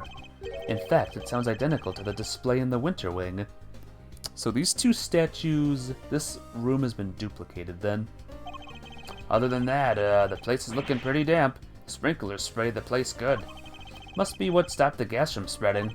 The sprinklers, are there any signs of a fire? No, sir, and the fire alarm hasn't been triggered either. Sprinklers look like the type that detect heat and smoke. Gummy has a lot of very good days. He does. I love Gumshoe. Tooth them, there's doubles. Double rooms. And that's the Autumn Wing. The fake Autumn Wing. When they detect something, they send an alarm, either fire or smoke, to the security room. Guess they read the gas as smoke and triggered the smoke alarm that way. And was anyone in the security room when that alarm went off? This place only has one employee, and that's Judy Bound, the manager. And she was at the reception desk across from the security room the whole time since the gallery opened. So she heard the alarm from across the way and turned on the sprinklers? Yep, seems they can only be switched on manually, and only from there. Wouldn't want the art getting soaked for no good reason, I guess. And if it's manual, you can maybe even check how bad the fire was and try to get some stuff out first. So the security gets set up is geared around protecting the exhibits. That makes sense in an art gallery, I guess. And one more thing, it's freezing in here. This isn't the Autumn Wing, it's the deep midwinter wing. So the Autumn Wing is cold too? I checked the temperature, it's 26.5 degrees in here. Sir, why is the Autumn Wing being kept at the same temperature as the Winter Wing? How much money would it cost me to make a room in my house for all 4 seasons? Or no, 4 separate rooms for 4 seasons. Because I kind of want to do that now. But that's about all I got for now. I'll let you know if I find anything else, sir. Understood. Thank you, Detective Gumshoe.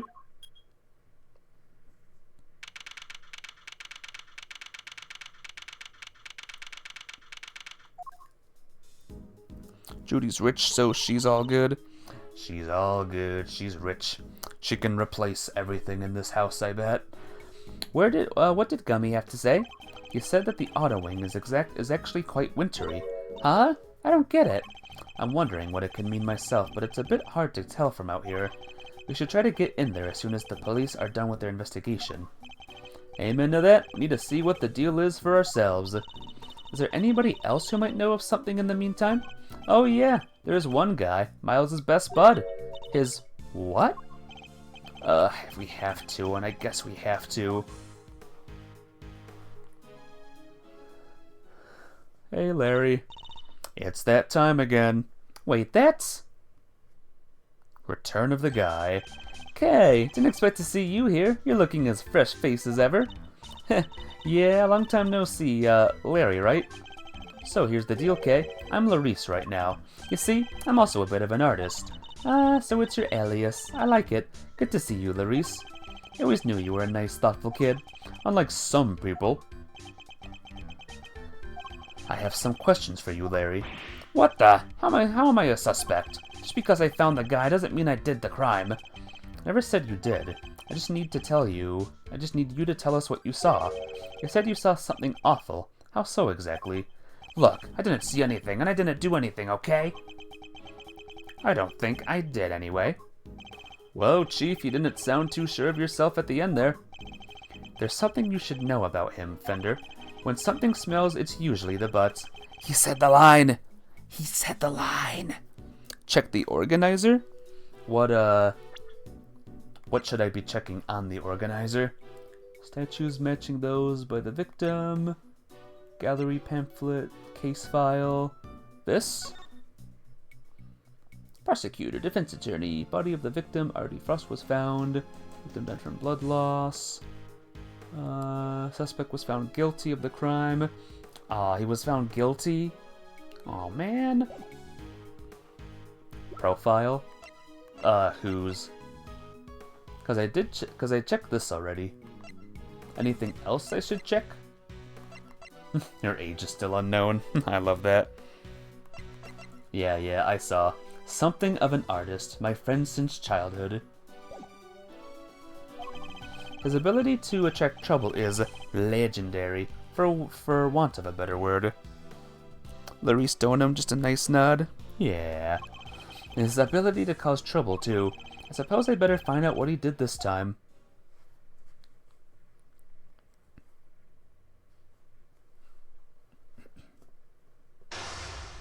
It's that time again. Our aim is to uncover anything that Larry might be hiding. However, I didn't see anything and I didn't do anything, and you can't prove otherwise. 3. It's almost impossible for him to keep his cool. I'll need to bide my time when he gets agitated and wait for him to calm down. Let's start by asking him to go into detail about what he's doing here. He shouldn't prove to be too much of a challenge, so let's get this over with. Mind chess, commence! Why exactly did you come to the gallery today? What kind of question is that? What, do you think I don't belong in a gallery or something? Alright. Time to save. Yep, I gotta save. I do. This is your favorite chess match. Time is faster than normal, so don't dally. Don't dilly-dally. Dilly-dally, shilly-shally. If you don't know what that reference is, don't worry about it. Is he agitated here? Hey, you're gonna ignore me, then I'm gonna paint your portrait. And when I'm done, I'll scribble all over it. Crap. Is he agitated still? Edgeworth being mean to Larry's so funny. It is. I'm joking, okay? I never scribble on one of my pieces.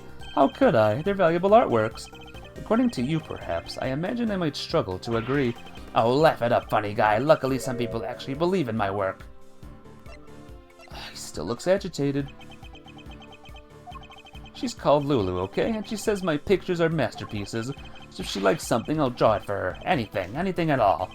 And where is this Lulu? How come you're here alone? What? I can't be apart from his girlfriend for 1 second. I have my own life too, you know.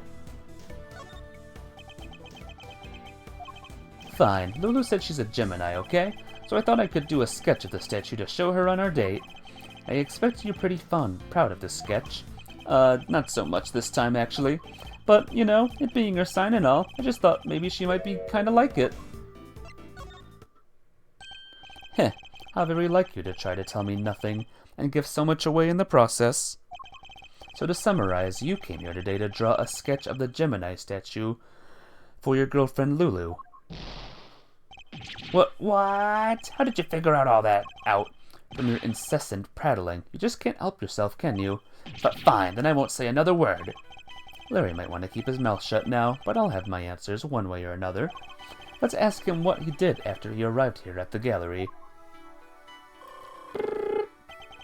We'll soon see what he's hiding. It's just a matter of time. Oops, I don't have to save it yet. Alright, tell me what you did once you arrived here. What's the big idea? Why are you staring at me like that? I don't remember. I didn't have a pamphlet, so I don't know what was where. I just kinda hung around by the fountain. He questioned it there. Took me forever to finish this part of the game because you couldn't stop pressing him as Edgeworth. That's funny. Good old Larry. You didn't get a pamphlet? You didn't receive a pamphlet when you paid your entrance fee at the reception desk? Huh? You mean entry it's not free to get in here?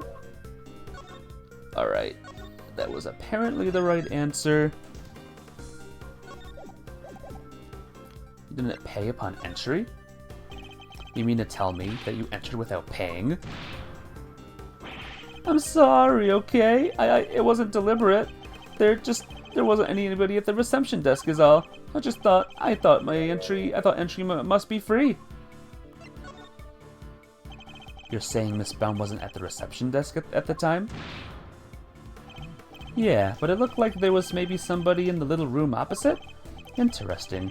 According to Detective Gumshoe, Miss Brown had to enter the security room to activate the sprinkler system.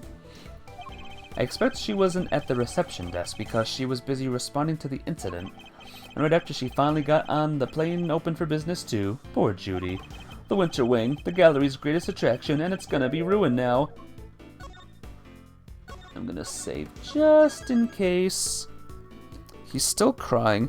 This is pretty easy. Just look for when Larry says something he clearly didn't mean to. It seems like he's always saying something he doesn't mean to, though. Like every single word is a thing he doesn't mean to say.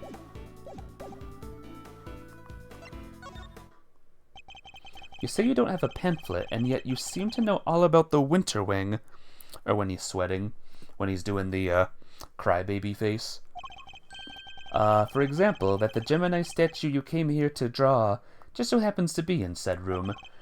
Therefore, it was your intention to visit the Winter Wing all along, wasn't it? No, ow! How did you get me again? Fine, you're right. I came here for the Gemini statue. And yeah, I came here to visit the Winter Wing. I won't deny it. There is not one to confess so easily. Then again, he's always managed to surprise me in unusual ways. Let's see what more he can tell us about the Winter Wing. Ocular gushers. Yes, the gushers. Expect even Larry has found his feet a little by now. Have to watch his reactions more carefully and see what information I can glean from him. Oh boy. More than one option. We're in trouble, guys. Did you enter the Winter Wing? Larry, be honest. Did you enter the Winter Wing? What is that? Is that suspicion I see in your eyes? I tried to get in there, sure, but... you mean you didn't? You tried to get in, but you couldn't? Yeah, exactly. I wanted to get in there, but that old guy came out and fell to the ground, and like I said, it was all pretty shocking. So you were unable to enter the Winter Wing because the victim emerged and collapsed in front of you? I'm done with you. Go home. That's what you mean when you say this took you forever? Oh, because of this section right here. The 3 section. He came out of the Winter Wing door and then down he went. But wasn't it the Autumn Wing that the victim came out of? If the stupid poison gas thing had never happened, I'd be in there happily sketching away right now. Larry seems to have the Autumn and Winter Wings mixed up. Regardless, it seems his aim really was to make a sketch of one of the statues. This could be a useful clue. What did you see in the Winter Wing, Larry? You don't let up, do you? I told you, I didn't see anything. Galleries are nice and all, but I kinda changed my mind once I got there. Thought I'd go meet my girlfriend instead. I think it's time to deploy my clue. Didn't you say you came here to make a sketch of one of the statues for your girlfriend? You gave up on that a little easily, didn't you? Surely you saw something, even if you were distracted by the victim's collapse. Well, I didn't not see something, but that doesn't prove I did see something totally terrifying either, does it? Crap.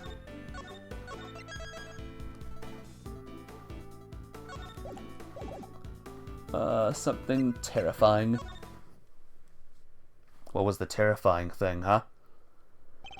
Really, Larry, you could at least try to make this a little harder for me. I put it to you, Larry Butts, that you did in fact see something totally terrifying. Gah! How do you do it, Edgy? Are you some kind of mind reader? Fine, I guess there's no point trying to keep it a secret any longer. I'm not sure there's much point in you trying to keep any secrets, given your track record. It wasn't exactly the most edifying use of my time, but that's checkmate. I did it, guys! Without losing my mind too much. Woo! I just couldn't help staring at that Gemini statue. My eyes were drawn to it. You keep talking about a Gemini statue, but there's no way you saw what you think you saw. It's simply not possible. What do you mean? You think I saw a ghost statue or something? Larry's still laboring under the misconception that he was looking at the Winter Wing. Ah, god damn it. This evidence shows what Larry was looking at.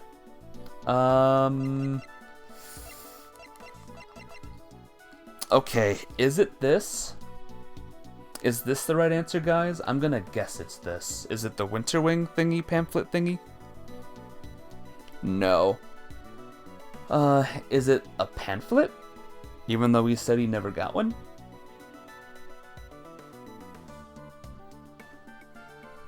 Yes, okay, thank you.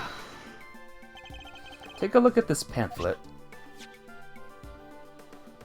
No, yes. The Autumn Wing features sculptures depicting... I want to see the Scorpio one, guys. When do we get into the summer room? The Autumn Wing features sculptures depicting Capricorn, Aquarius, Pisces, and Aries. Not only that, but I've seen the statue depicting Gemini and the Winter Wing for myself. We don't? This playthrough's canceled, guys. I'm done. I'm done. Game's over. I'm going back to Fortnite, guys. And then everyone leaves, and we never see anyone in chat ever again. Which means that whenever you saw, it can't have been a statue of Gemini. Guess that makes sense. Why is he not more surprised by that? It did seem pretty weird now that I think about it. One of the two people did look like a goddess. So the other stuff, I guess that wasn't my imagination either. Other stuff? You're interested in it too, aren't you, Edgy? Great, let me show you. Show me? What exactly? I drew a picture of it all. Got the whole scene down exactly as I saw it. Are we going to regret seeing this drawing, guys? But I'm still not that confident in my work, so, well, I want to see. Really? Alright, here. Oh dear. Yep, we regret it. What on earth? It's grotesque. You're trying to tell me that the statue was crying tears of blood? I have to say, Larisse, it's pretty scary. Right? Because it was scary. It was supposed to be a statue of Gemini, but it up and turned into a goddess right before my eyes. It's Larry, of course we're gonna regret it. That's why he screamed. Because of the bloody statue. It freaked me out so bad I screamed out loud. So he wasn't reacting to the victim collapsing in front of him after all. Wait, when you say it turned into a goddess, what do you mean exactly? What do you mean, what do I mean? The bottom half was suddenly a fish. That's what I mean. A goddess with a fishy bottom half? Sounds like Pisces to me. I heard it's all based on this legend of a goddess and her son turning into fish to escape some baddie. Wow, really? I thought Pisces was just two plain old fish. Edgy, do you think the statue's cursed? I mean, tears of blood turning into a fish? That's some pretty cursed stuff right there. It's crazy that I'm playing this game during the Halloween month, where things are supposed to be spooky. What are the odds, huh? Gemini jump scare? Gemin up scare? I mean, tears of blood turning into a fish? That's some cursed stuff. Don't be a fool. I imagine you simply mistook one statue for the other. Yeah, sure. Gump scared? That would be a gumshoe scare, a gump scare. Hee. Oh, look at you tucking it carefully into your organizer. I simply thought I might have a use for it later. Maybe in the bathroom. You're the worst, Edgy, the worst. Kind of freaky deaky though, huh? Statue with the bottom half that changes shape? I'm pretty keen to find out what went down in the Autumn Wing, aren't you? Suppose I am, yes. Could there be some kind of trick to the Pisces statue? Perhaps? Yes, Edgeworth speaking. I'm just about done in here, sir. There's no danger from the gas anymore. You can come in now. Thanks. Good work, Detective. It seems it's finally safe to enter the Autumn Wing. The good detective is sure as impeccable timing. Come on, let's go take a look. I want to see this Pisces statue. You're going in there, Kay? Then maybe I should come along too. Did you really think I was going to leave you out there here on your own? I know better than that. Alright, everyone, to the Auto Wing. And here we go. Here we are at last, and it really does look like a lot like the Winter Wing. But wait, those 3 other people in the room are missing. Very suspicious. Glad you can make it. Oh, hey there. You're, Harry, was it? Good to see you, Harry. Nice reference to the first game there. No, for the last time, the name is Larice Dunham. Detective, your report, if you don't mind. Yes, sir. Okay, so first off, I found a blowtorch. The nozzle was still warm when I found it, so I guess it was used pretty recently. Was somebody using it to heat something? No. Was the stepladder already like that when you entered? You mean a ladder, right? Yeah, guess it was used by whoever let out the gas. The gas was inside the case until somebody opened the lid. Is that so? Well, it's melting now. The Pisces statue. Huh? You're sure up on your constellation, sir. You know what the one in the other case is too? This is the Auto Wing, so I imagine it should be Capricorn. Guess there's no fooling you, sir. I thought that was supposed to be Taurus. That weird cloth that draped around it kinda tripped me up. Isn't that a piece of luminous cloth from way back when? What's it doing? What's that doing here? Now we have evidence from the IS-7 incident too? Something's crazy is happening here. Taking a look around. It seems there's plenty of luminous cloth on each of the other cases too. Yeah, and that just makes me want to see what's hiding underneath real bad. Sure, let me whip them up. Let me whip them all right off for ya. Will the gang solve the mystery? With a little help? Hopefully. Wow, they're beautiful. A sheep and a dude. So the transformation Larry witnessed, could it have been the moment when the cloth around the Pisces statue's lower half fell away? See, Edgy, see? I wasn't imagining things, and I wasn't mistaken. Listen, Milester, I think we can all agree this room is fishier than a bucket of fish. My hunch is that somebody deliberately tried to make this room look just like the Winter Wing. Yes, I was thinking exactly the same thing. They even covered the statues up in just such a way as to make them look similar. With a cloth over the bottom half, the Pisces and Gemini statues look almost the same. Ditto for Capricorn, cover his bottom half up and he looks pretty much like Taurus. The other two can't be fixed as easily, so covering their cases up completely was the only answer. So somebody went to some length to disguise the Auto Wing as the Winter Wing, I'd say we need to take a closer look at things in here, wouldn't it, you Fender? Hold it. Oh god. They're back. Mr. Winter and Judge Gavel. What the heck are you guys doing here? You're the last thing I need. This is my scene, you hear? Mr. Edgeworth, it seems I have failed in my duty yet again. I pray one day to make you see that your presence is not required at every crime scene. Grr.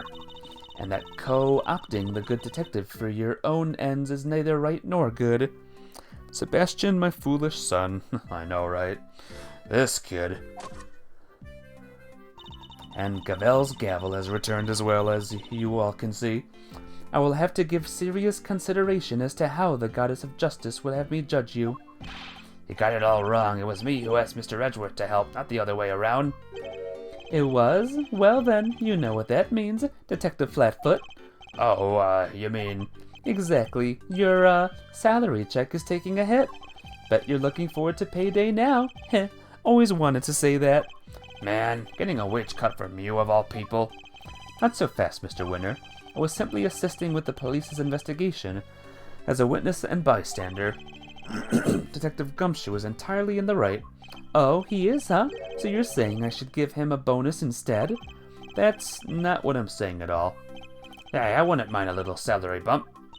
Your compassion and generosity are truly heartwarming, Eustace. But we must take into account past transgressions when making judgments that concern the future. And I hereby judge Mr. Edgeworth and his associates unfit to tread the hallowed grounds of the scene. Well, what? But we only just got here. The goddess of justice has conferred her blessings on Eustace, and Eustace alone. By which you mean this is Mr. Winner's case? That's exactly what she means. It's time for the warm-up act to get off the stage. After all, I solved this one already. I have a suspect lineup and everything. What did you say? A suspect? Already? Who? You don't want to call Eustace? You don't want to call him Eustace? That's silly. Who else but your artist friend over there? Huh? Me? Me? What's going on, Edgy? Your guess is as good as mine. I can't even begin to imagine how the boy's mind works. Unsurprising that you lack the attitude to understand the winning mindset. Lack the attitude? Something tells me he doesn't know the real winning turn to phrase. Well put, Eustace. Mr. Edgeworth does indeed lack a certain aptitude. Yeah, exactly. Where's your aptitude, smart guy? Wow, he's totally shameless. Underestimate my information-gathering skills at your own peril. Before we came here, we dropped by the medical room to ask the doctor there a few questions, and he told me where the poison gas came from. And where might that have been? It was, it's this chemical you find everywhere. Can't think of the name just now, though. Well, wait there a second. Let me just call him real quick. Perhaps I can answer your question while Eustace is on the telephone. Let me know when you hint for Mr. Klosser here. You met him with the fan translation? Oh, the fan translation, right? I forgot that was a thing. I'm glad I never did the fan translation playthrough. Because I'm glad I get to see it like this. Yeah, no. Eustace is on the telephone. The telly. Why let him make the call if you know the answer? The guess was created by mixing two specific chemicals, ubiquinum and asphyxian? What kind of chemicals are they? They're not real. Ubiquinum is a red liquid used in all manner of everyday products, paint and dishwashing liquids, among various others. On its own, it's entirely benign. Weird. So it's something anyone could get their hands on. Precisely, but the same cannot be said for asphyxian. I might call it asphy and another short-term word, because I don't know how to say these words. Loser, you meant? Oh, for Mr. Loser. For Mr. Weird Eustace guy. That does sound nasty. What is it used for? It is the main ingredient in a product called Infesticide Ultra, also known as Cold Killer X. Ubi and Esfi? Yeah, those will be the nicknames. 'Cause flip the real names. It is a pure white in color and is unavailable to the average consumer. In fact, it is nigh impossible for members of the public to obtain it here in this country. As such, we are currently investigating where it might have come from. Cool. I'm back, and I know the name of the chemical now. Don't waste your breath. Judge Gavell informed us already. Huh? Oh, great. This'll make this quicker, I guess. So the source of the gas, ubi, is used in paint and stuff, right? And there was somebody here in the gallery today who brought paints with them. Your friend, the artist. You can't accuse me just because of that. Objection to the paints on that palette in your hand. Edgy, is this kid okay? He seems a little... Indeed, I haven't known him long, but he's a little prone to jumping to the wrong conclusions. Hey, quit talking about me like I'm not even here. Ignore them, Eustace. They're simply intimidated by you, nothing more. Why not give them yet another reason to fear you with one of your winning deductions? Winning? Yeah, good idea. Get a load of this, losers. Hey, Hellfire Skyrim. How you doing? Hellfire Skyrim, I played that game that you mentioned this morning. It's scary, alright. Obi, everywhere overly common. SV, suffocate. So SV is like the bad stuff. Our friend the artist here won the race to find the victim and was first on the scene, correct? And the gas the victim was poisoned with is made from ubiquinum, which as we know is found in paint. He was carrying paint on his person, and he was one winning stride away from the victim, which surely makes him the winner on our list of suspects. You're doing better than yesterday since the power came back. Oh, was your power out? Oh no. What happened? It is a possibility that certainly can't be discounted. Well, would the artist like to share his version of events? Did you leave the red paint at the scene of the crime? Or something more sinister? The catalyst for a cloud of toxic gas, perhaps? Think I might have left my heart there, you know, and you might have picked it up, eh? I would be careful with what you say to me. My gavel is already primed to deliver a guilty verdict. Out since Friday morning due to that hurricane. Oh, geez. Well, I'm glad you're back. Welcome back to the internet. Ignore him, please, Your Honor. It's for the best. Objection! Quit stalling. You can't run away from the fact that my reasoning is flawless. So admit defeat and crawl on out of here with your tail between your legs, because I win. Heh, I have better things to do than pick holes in your faulty logic. But I don't suppose I have much choice. You're safe? Yeah, are you safe now? I mean, he's here, so you must be safe, but are you safe? Our friend was the artist, and he was the first. I'll be the first to admit that he's something of a suspicious character. Objection! First to admit? Are you trying to beat me to it? But you can't, because I'm the winner. I'm the first rate, always. This one's a bit tricky. Oh no. Huh? I'm a first-rate artist, you say? Larry, I don't need you to make this any more convoluted than it already is. Please, Mr. Winner, just continue. Figure out what Eustace is trying to say, and shouldn't take more thinking. And from the... let me check. Legs are still attached and arms are still attached, so pretty safe. I'll give you a hint if you want. I'll press as much as I can, and if I ask for a hint, then... yeah, then you can give the hint.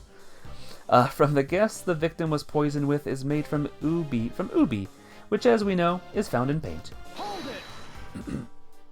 We do indeed. It seems it's found in a number of everyday products. Right, which makes your friend's paint pretty darn suspicious. But isn't it also found in a bunch of other stuff too? She has a winning point, I guess. Right, Gavel? I suppose she does. As I said, ubi is also found in dishwashing liquids, among other things. In other words, paint isn't the only possible explanation. No, but just listen to the rest of my amazing deduction, will you? He was carrying paint on his person, and he was one winning stride away from the victim. Hold it! It's by no means certain that paint was the source of the poison gas. Ha! Well, it's by no means certain that it wasn't either. Was that supposed to sound clever? Copying Mr. Edgeworth's speaking style isn't a shortcut to looking cool, you know. You make it sound as if you think there's something wrong with how I speak. Anyway, to bring it all home, my winning deduction shows he had paint, and he was closest to the victim. Which surely makes him the winner on our list of suspects. Hold it! That's really all you're basing your suspicion of Mr. Butts on? What? You have a problem with that? Then show me some proof, loser. Put up or shut up. He's literally asking for it, Mr. Edgeworth. He is, so let's find the right piece of evidence and really give it to him. We know that Mr. Winner isn't much of a listener, and we also know that his reasoning is likely to be based on a flawed assumption. Yeah, he even phoned the other guy, and he still got it wrong somehow. Let's get this over with as quickly as we can. It's a waste of all our time. Which one is the right one on? Oops. Which one is the right one where we gotta present evidence? Is it 1, 2, 3, or 4? 'Cause I saw nothing obvious in any of them. Ubiquium, which as we know is found in paint. Let's save the game. So we can rule out my prosecutor badge. Ubiquium. Found in paint. Is it this, maybe? Is this where the Ubi Badoo is? You have a good one? Sure. Yeah, I need a hint. Like I said, folks, not that smart. Need helps. All the time. It's better than, like I said, just presenting each and every evidence back and forth. Eustace is leaving something big out? What would that be? Did he say what the big thing was? And if so, when did he say it? What was the big thing? What was the other thing about the poison? I wasn't paying attention. I might need to press again. Hold it!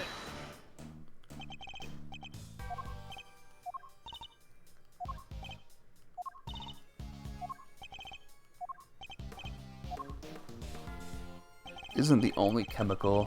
So... is it this one? Poison which was made from ubi. Wasn't he just, like, forgetting it, though? Is it this one? Objection! Okay. Cool. Your deductions are anything but winning, I'm afraid. Unless you're looking to win a prize for incoherence. Heh, so you agree that I deserve a prize. What do you deserve is to be set right. Then gas came from within the case containing the sculpture of Pisces. It did, and it was created by the artist guy, with the red paint that we know was full of ubi. Allow me to offer you a bit of advice, one prosecutor to another. It always helps to listen carefully to others. The gas is created when ubi is mixed with another substance, SV. Paint containing ubi alone wouldn't create any kind of gas at all. I thought he said that at a later day, the SV thingy. That's what I thought. He just was saying he had obese something, so he's the killer. Yeah, I thought he mentioned the other thing at some other point. Like I said, to information overload. I forget things easy. It wouldn't? I thought they said the guy was with you. So you're telling me all this was based on a mishearing of the forensics report? Gag! The gas had already done its work by the time Mr. Butts found the victim. Perhaps it's your own aptitude that you should be worrying about. My aptitude? What does that even mean? You literally used the word 5 minutes ago. It means one's ability, or how suited one is to a particular task, Eustace. And attitude, the other word you misused only minutes ago as well, is another thing, actually. Love that it took him a minute. Took him a moment?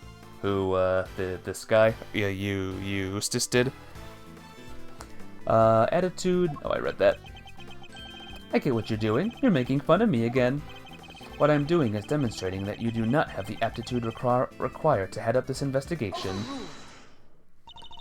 Before you go any further, you might wish to consider some of the flaws in your own statements.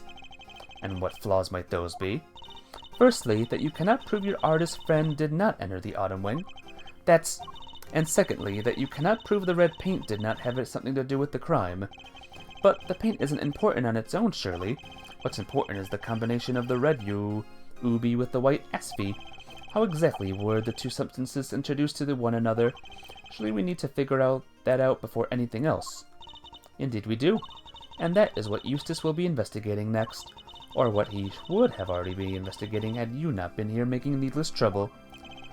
You're not here to make trouble. Quite the opposite, in fact. We're here to help. You saying you know how the gas was made? I don't believe you. I can certainly point you toward a vital clue as to how it was done. He is bluffing, Eustace. Ignore him. It's fine, Gavel. He's clearly lying. Might as well let him talk himself even further into a corner. If you are sure. Come on then. Show me what you've got. Oh, god damn it. How the gas was created. Is it this? Is it the blowtorch? Same thing. So the gas was created by the gas itself? Is this the answer here? Poison gas? Poison gas ingredients? I don't want to move on until I know the answer for sure. Wait, no, actually. It's either the blowtorch thingy or the poison gas thingy. Eustace need know? Huh? Alright. Neither? Right. How was the gas created? Is it this picture? Is it the sketch? Was it created by the statue somehow? Is the statue, like, poisonous? That picture does show the colors. So is this the answer then? I'm gonna get a drink real quick. Oh, man.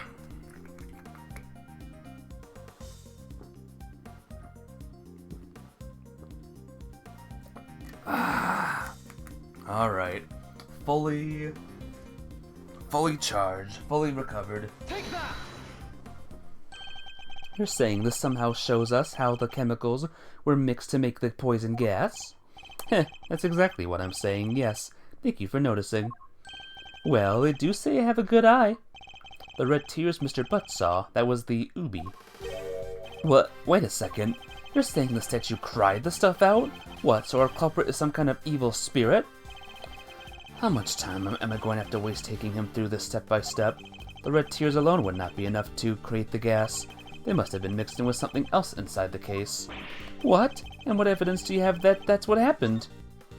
Better save the game, just in case. Go get grape juice? I don't know what that means. Grape juice. The evidence is right there in the sketch I just showed you. I need to point out the part that shows the two liquids is mixed together. Is the SV stuff the statue itself or something? Oh, Phoenix Wright joke. I gotcha. Is it the statue itself, guys? I don't even know what, like, SV even is. Is it a liquid? Is it a gas? I don't know what it is. Elementary school art class time. Yep. It's a liquid. Is it this down here, then? Is it this bit?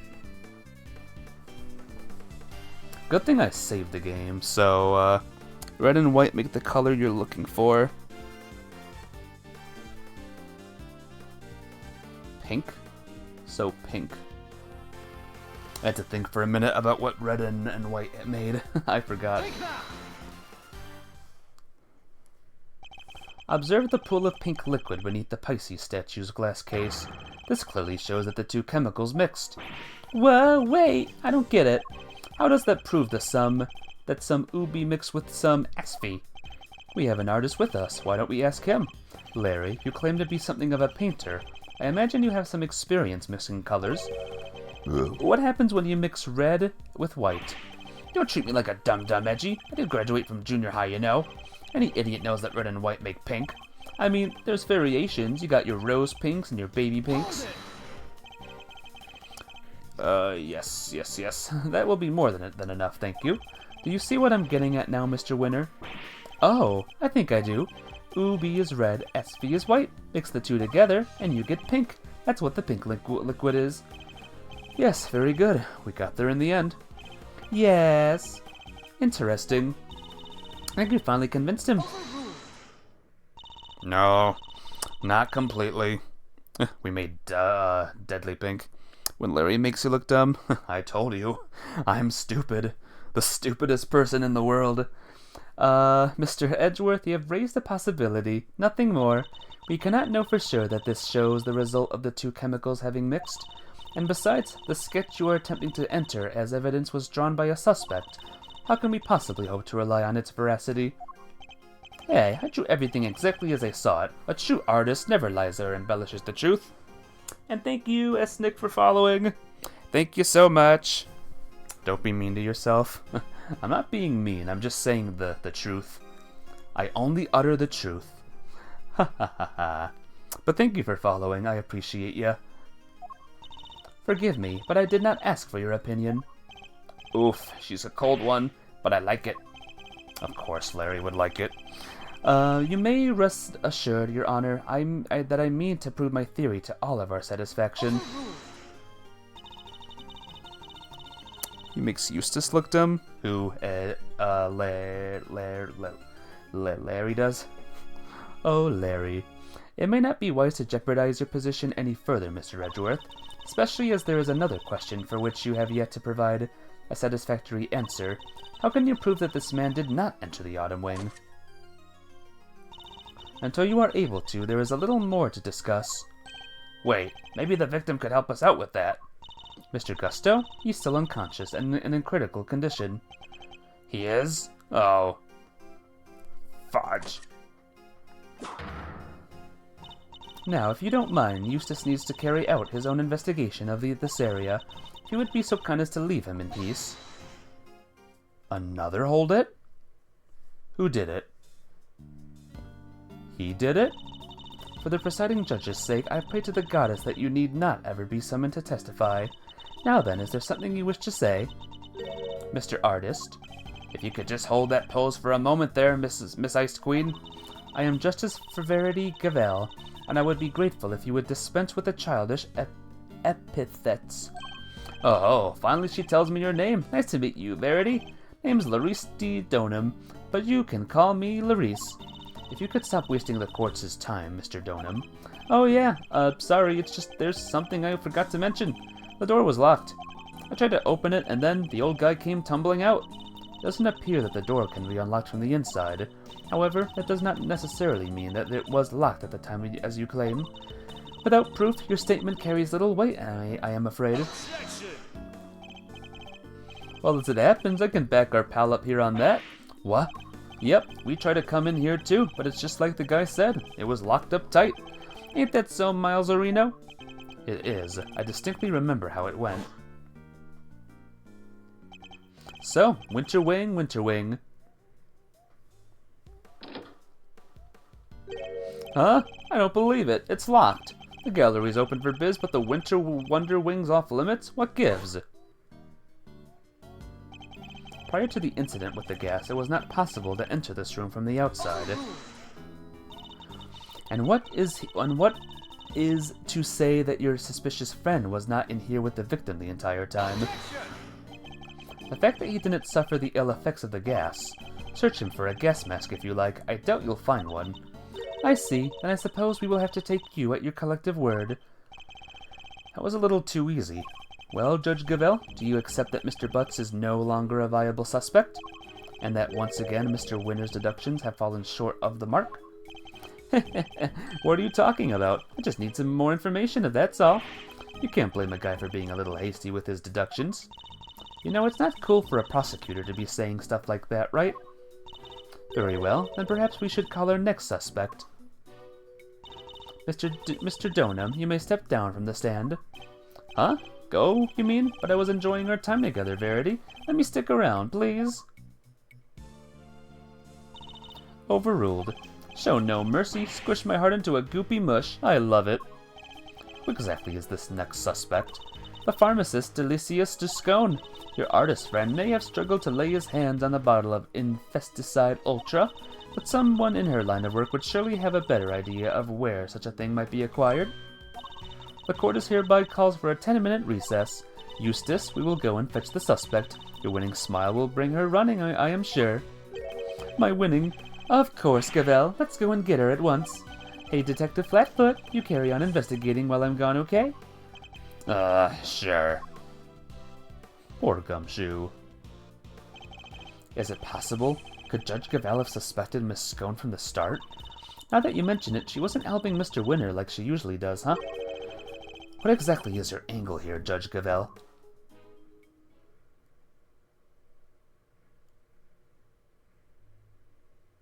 To be continued. And that's the end of Case 4, everyone. Wow, these cases are going by so fast. It's crazy.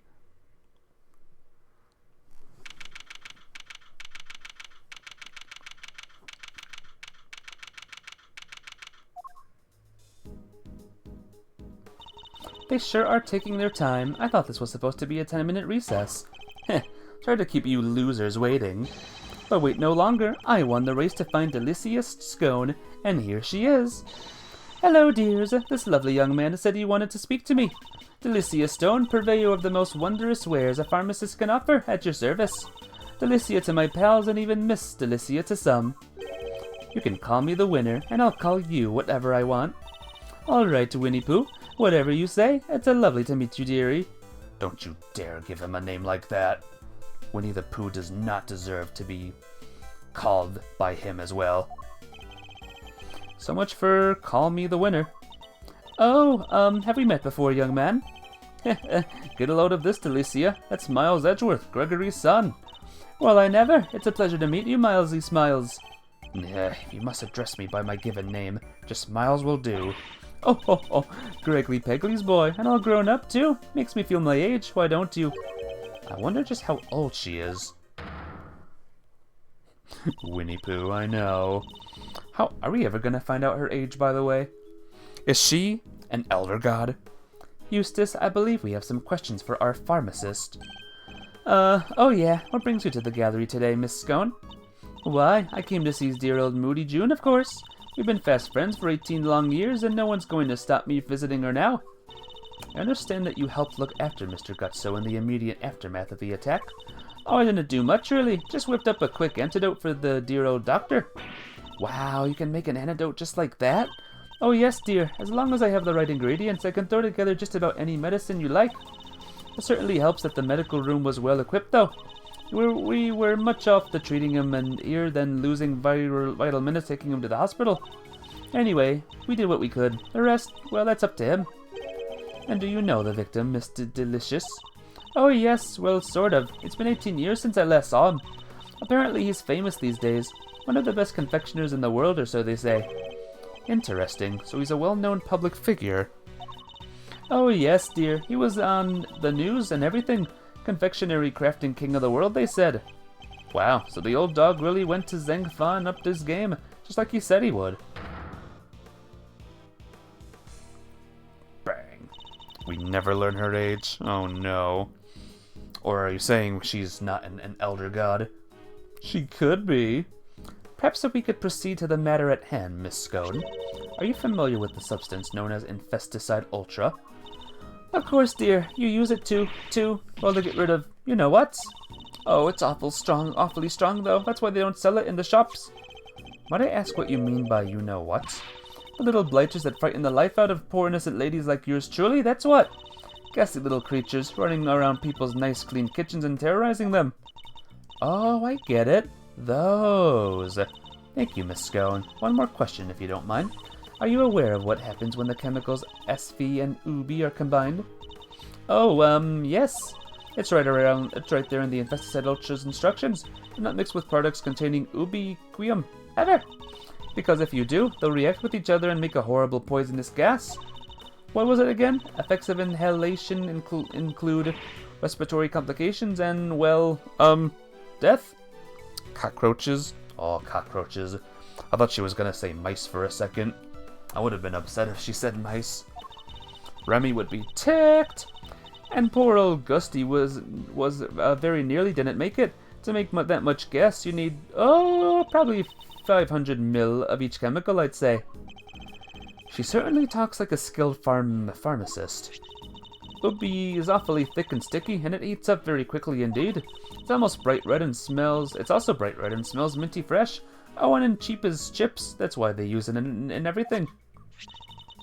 SV's more watery, and it's white in color. That will do, thank you. You are clearly well informed, Miss Scone. As well as I should be, dearie. After all, Infesticide Ultra is made by the company I work for. Oh, but before you get the wrong idea, they don't go around handing out free samples. As I say, it's awfully terribly dangerous. You couldn't buy it even if you wanted to. Yes, Miss Scone, very interesting indeed. I think that tells us all we need to know. Strange. I thought she suspected Mrs. Stone. But something in that smile makes me wonder if she has some other angle in mind. What is it, Detective Flatfoot? Any developments to report? Yes, sir. Turns out the sculpture's glass display case is open from the top. Huh? That's rather unusual. And the temperature inside can be adjusted too, all the way down to 0 degrees. The Pisces case was kept at 26 degrees. Dang near got my hand stuck to it. We're lucky you escaped alive. Anything more relevant to the case? Yeah, they found something on the underside of the top part of the Pisces case. Traces of Ubi. Oh, now we're talking. That's odd. If there was Ubi stuck to it, it should have stayed stuck. After all, at 26 degrees, it would have been frozen solid. It would, huh? So how did things wind up as they are now? I think Kay might be able to help us figure out just that. Or at least Mr. Thief might. Ooh, is it that time again? Heh, you guys are that desperate to get on my good side, huh? Fine, I don't know what the heck you're talking about, but take it away. Can't believe I'm taking orders from this guy, but whatever. Anything for the truth. Oh, never mind. Before you get too carried away, the goddess of justice has no need of your help. We will find the truth ourselves. Youch, why so frosty, Judge G? Your baby prosecutor just gave us the big thumbs up. What's the issue here? Oh, wait. Don't tell me that the committee has some dirty secret it doesn't want us finding out. I am not required to explain myself to you, but if you feel that you absolutely must participate in the investigation, perhaps you can prove to me that it will be worth our while to keep you around. What exactly does she have in mind here? Who triggered the release of the poison gas? If you can answer this question, I will consent to your participation in the investigation. Here the lady smiles. Somebody opened the Pisces case and let out that gas. Considering what we've learned so far, there's only one person it could possibly be, no? Time to save the game. A hoagie hair? What? What does that mean, Stars? Yes, the answer is indisputable. In that case, please kindly provide it now. Who released the poison gas? Considering this guy was the only guy in the room, maybe? Maybe him? Take that! The victim, Carmelo Gusta, was the only person to have entered the Autumn Wing. I got it, Flitchard. I got it, don't you worry. Eustace's hair, how he has that lock sticking up. Oh, gotcha. I see. Thus, only he could have opened the case. Correct, that appears to be the only logical answer. Very well, I will permit your participation in this investigation to continue. However, if at any point I feel you are contributing nothing of value, you will be removed immediately. It's called a hoagie. A hoagie. I want to see his hair again, just to see what it looks like again. Understood. Even if Mr. Gutso did open the case, we still have no idea why. Alright, Mr. Edgeworth, tell me what you want to see. Let's use the data we've collected to recreate the scene before the poison gas went off. On it! A hoagie? Idiot hair? Oh, I see. The cowlick, or whatever it's called, on top of his head. It's went from blue to green. Eek! Don't scare me like that! So this is what you were talking about. You're Mr. Thief.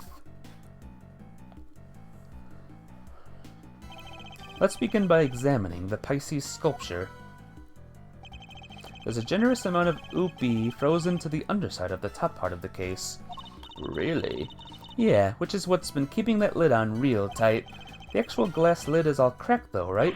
Someone really went to town on your little house there, huh, Pisces? And do we have any idea of how the glass lid might have come to be so cracked? Well, it doesn't look like the outer facing side of the glass suffered any damage. I see. So we have a cracked piece of glass that we know was ice cold on the inner facing side. And we also know that it wasn't damaged in any direction way on its outer facing surface. Thoughts? Ice cold makes me think of the way you glare at people, sir. Cracks makes me think about those deeply etched lines on your forehead. It was cracked by heat expansion. Applying heat to ice-cold glass on the outside will cause it to crack. Huh? Well, let's appreciate the science lesson, but why is it all heat-cracked in the first place? She's teaching Ultima anime terminology. I gotcha. Why indeed? A heat-cracked glass lid lined on its underside with frozen ubi. You look like the cat that got the cream, Mazzarino. You know what happened, don't you? I certainly do. And what's more, I know why Mr. Gutso opened the case. What? But you didn't give me a chance to figure it out first. It would have been quite the wait. Well, don't keep it to yourself, Edgeworth. I want answers. Oh, crap. Oh, man. Why can't I save? Why can't I save during these parts? I'm gonna make a guess and say the blowtorch. Is it the blowtorch, guys? Is my guess correct? But just in case it's not correct, I want to be sure for sure. For sure. Faux show. But yeah, is blowtorch the right answer here? Assuming the ones that are still here are still here. I'm gonna stretch real quick. Oh my gosh.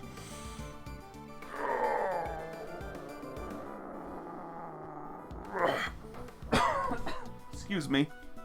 You're on the right? Yeah, it's the torch. Alrighty. Take that! The blowtorch showed signs of having been used recently when it was found here in the Autumn Wing. I think it's likely that it was used on the glass lid, causing it to crack. A blowtorch? Who uses a blowtorch to open a glass case? Oh, I get it. Mr. Gutso was trying to melt the frozen Oopie so we could open the lid. Indeed. You beat me to the answer by a second, but we'll see who wins in the end. Don't try and tell us you nearly had it. You didn't have a clue. Nuh-uh, it was Edgeworth making things hard to understand. Okay, would you mind updating the recreation so that Mr. Winner can follow along too? Sure, just for him. Alright, here goes.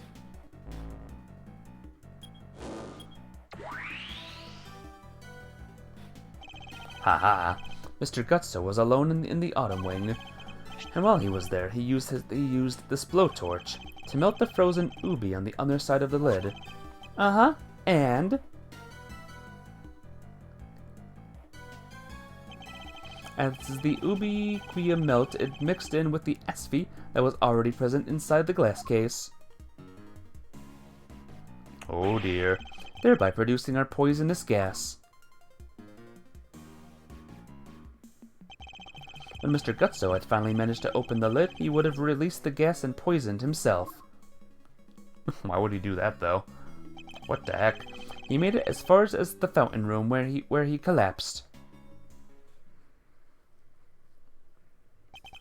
So we opened the case and out came the gas, huh? It seems we got there in the end. But why the heck-a-doodle did he want to open the case in the first place? I'm not sure. In fact, we don't even know what his ultimate goal was. I'm thinking he might have come here for the same reason I did. To check out not the Autumn Wing, but the Winter Wing. You remember, right? I thought this was where the Winter Wing was when we first got here. Caught you out too, didn't it, my little Eddie Lumpkin? I was ever so confused with it being where Chili Winks' room was all those years ago. There's even the same little tree in front of the blessed door. Who wouldn't be all at 6s and 7s, eh? Didn't everyone involved with the IS-7 incident make the same mistake? I think we need to go and take another look at the Winter Wing. Time to see how quickly I can convince Mr. Winner, I suppose. Eureka, ladies and gentlemen, I have the answer. The answer to what exactly? The man was going to end it all. A dramatic exit stage left sort of artsy-fartsy farewell. Have you been listening at all this whole time? Heh, at my level I barely need to listen to a word. I still understand exactly half of what's going on. Perhaps I can explain a few of the finer details to you later, Eustace. Winner's prerogative. Winners. Sure, thanks, Cavell. Thank you indeed. I find it's always best to leave things like child wrangling to a professional. Heh. In the meantime, don't you have something to tell Mr. Edgeworth and his friends? Oh yeah, I totally forgot. What is it now? I took the liberty of investigating our friendly pink pharmacist here. Or rather, I had one of my underlings do it for me. Nothing to brag about, you know. Shut up, can't you see I'm talking? Anyway, let's put a pin in my suicide theory for now, yeah? I have something more important to tell you. It was Miss Delicious who set up the poison gas trap. Eek! How could you say that? I was greatly saddened to learn of this, Miss Scone. Your profession is one dedicated to saving lives, and yet you used your expertise to try and take one. I beg your pardon? How dare you? I did no such thing. Perhaps you could explain, Mr. Winner. You bet I can. Get a load of this. This is Miss Delicious's pharmacist's license, and it says right here that she's authorized to handle Infesticide Ultra. Eustace Winner, Useless Winner. Is that what that name means? Very clever. Exactly. It's almost impossible for ordinary people to get a hold of that stuff. But Miss Delicious is no ordinary person. She's a card-carrying pharmacist. I didn't do it. This is all just a terrible misunderstanding. Objection! And that's not all. There was a bottle of Infesticide Ultra in the victim's pocket.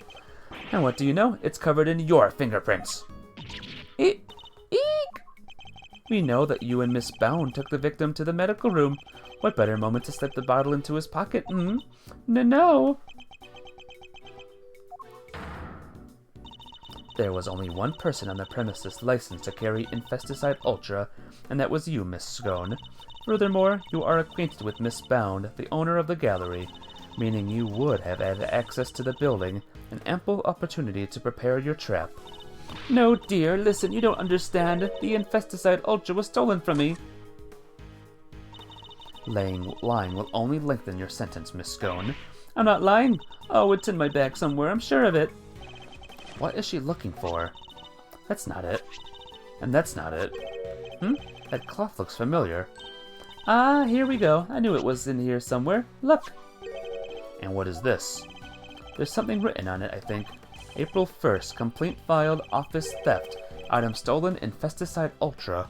1 bottle. Ooh. You're done baking some muffins and pancake bread stuff. Aw, lucky. That sounds delicious, Hedge. Your favorite Gundam character is Quatre Winner.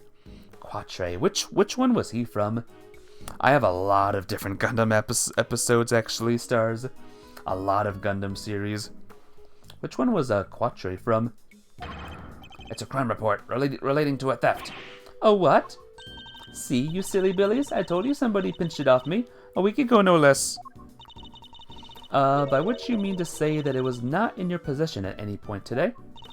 That's exactly what I mean to say. I think the bottle you found might be the one I lost. I always have some in my medicine bag, just in case, you know. And I'm supposed to keep my bag locked up tight, but, well, I'd forgot my head if it wasn't screwed on. And now, thanks to silly old me, someone's gone and mixed up a cloud of poison gas with the stuff. I see. But why on earth would you carry such a hazardous substance around with you? Like I said, just in case, you never know when one of them might appear. You mean the gassy little creatures that run around in people's nice clean kitchen types of them? You could just roll up the newspaper and whack. One and done. Psst, Gavel, what do I do now? What do I do now? Bye, Esnik. Nice hanging out. Good luck with the case. Thank you. I will see you hopefully tomorrow. I'll be streaming this game tomorrow, just to let you know. I swap between the 2 games each and every day. But yeah, thank you for stopping by, and thank you so much for your help. You are the awesome Gundam Wing. Gotcha. Gundam Wing. I remember Gundam Wing. I think perhaps it might be wise to confirm the authenticity of the crime report, just to be safe. It can't hurt to verify Miss Scone's story after all. She may be lying to us. Good idea. Alright, I'm gonna go give the precinct a call. Don't go anywhere. So Miss Scone might not be guilty after all. Indeed, if she really... Really? With 1 L? 0 out of 10. Unplayable garbage game, guys. Worst game ever made. Yeah, I'm not ending. Nope. Hope you wasn't too annoying. You are not annoying in the slightest. I'm worried that I'm being too annoying with my cluelessness. You are doing great, my friend. But yep, game's actually done. I'm not playing a game with a spelling mistake. I refuse. Nah, I'm joking. Then I highly doubt she would have used a method that directly implicates her. So who do you think did it, Smiles? Someone with knowledge of the victim's likely behavior, and the time and the means to prepare. 2 factors which point to one very specific person. Time to save the game.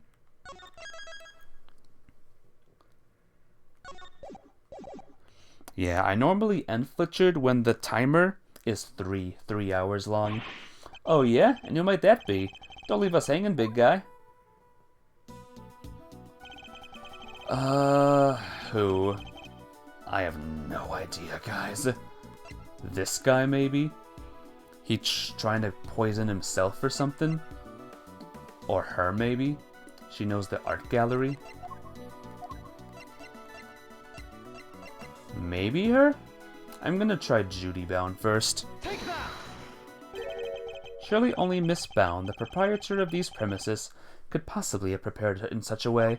We'll need some solid evidence to support such a theory, nonetheless. Aha, it was Judy. Ha ha ha ha. So it was her, huh? Strange, it's like he already knew. Well, nice shooting, Miles Areno. I might have to make that associate position a permanent deal. That is not what I was hoping for. Ahem, I'm back with results. The police have confirmed that the theft really was reported and logged, which means we may have been a little hasty with some of our conclusions, team. You mean that every single one of your conclusions proved to be hogwash? Nah, no. I mean, we're only just getting started. Oh, then what's our next move? Well, first we need to go and talk to Miss Bound. And then I'll think about what to do after that. Eustace. Mr. Gusto's real destination appears to have been the Winter's Wing. Perhaps it would be worth having someone investigate that room more thoroughly. Oh yeah, we should totally do that. Flatfoot, go investigate the Winter Wing. Yes, sir. Gavel, we're going to talk to Miss Bound. Very good, Eustace. We'll join you if you don't mind. We'll join you.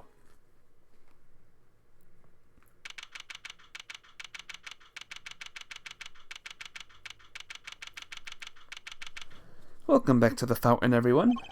Alright, you have your orders. Go talk to Bound for me. Hey, Mr. Winter, weren't we going to go talk with Miss Bound ourselves? Sure, but I thought, why not let the grunt handle the grunt work, you know? Means I can just sit back and wait for their report. A winning strategy. You spoiled little. Ugh, he's so exhausting. I need a break. Huh? There's something in the fountain. Eek! Oh no. Gah, it's a body. Oh my, they're appearing everywhere now. It's a body! What on earth? Son of a bitch, guys. Oh no. Order in the court. Somebody call forensics. Bad news, sir. Real bad news. Order. I will have order, detective. The ice sculptures in the Winter Wing. Oh no. They're all melted. What? Huh? Say?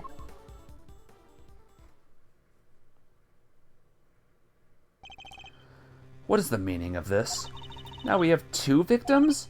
Eesh, talk about deja vu. Just like 18 years ago, even the ice is melted again. Again? This is like some weird rerun. Same people, same everything. I said it before and I'll say it again. This is no quinkadink. You're with me, right, Miles Areno? I am. And I think the answers lie in the IS-7 incident itself. In fact, I'm convinced of it. Heh, great minds think alike. Alrighty then.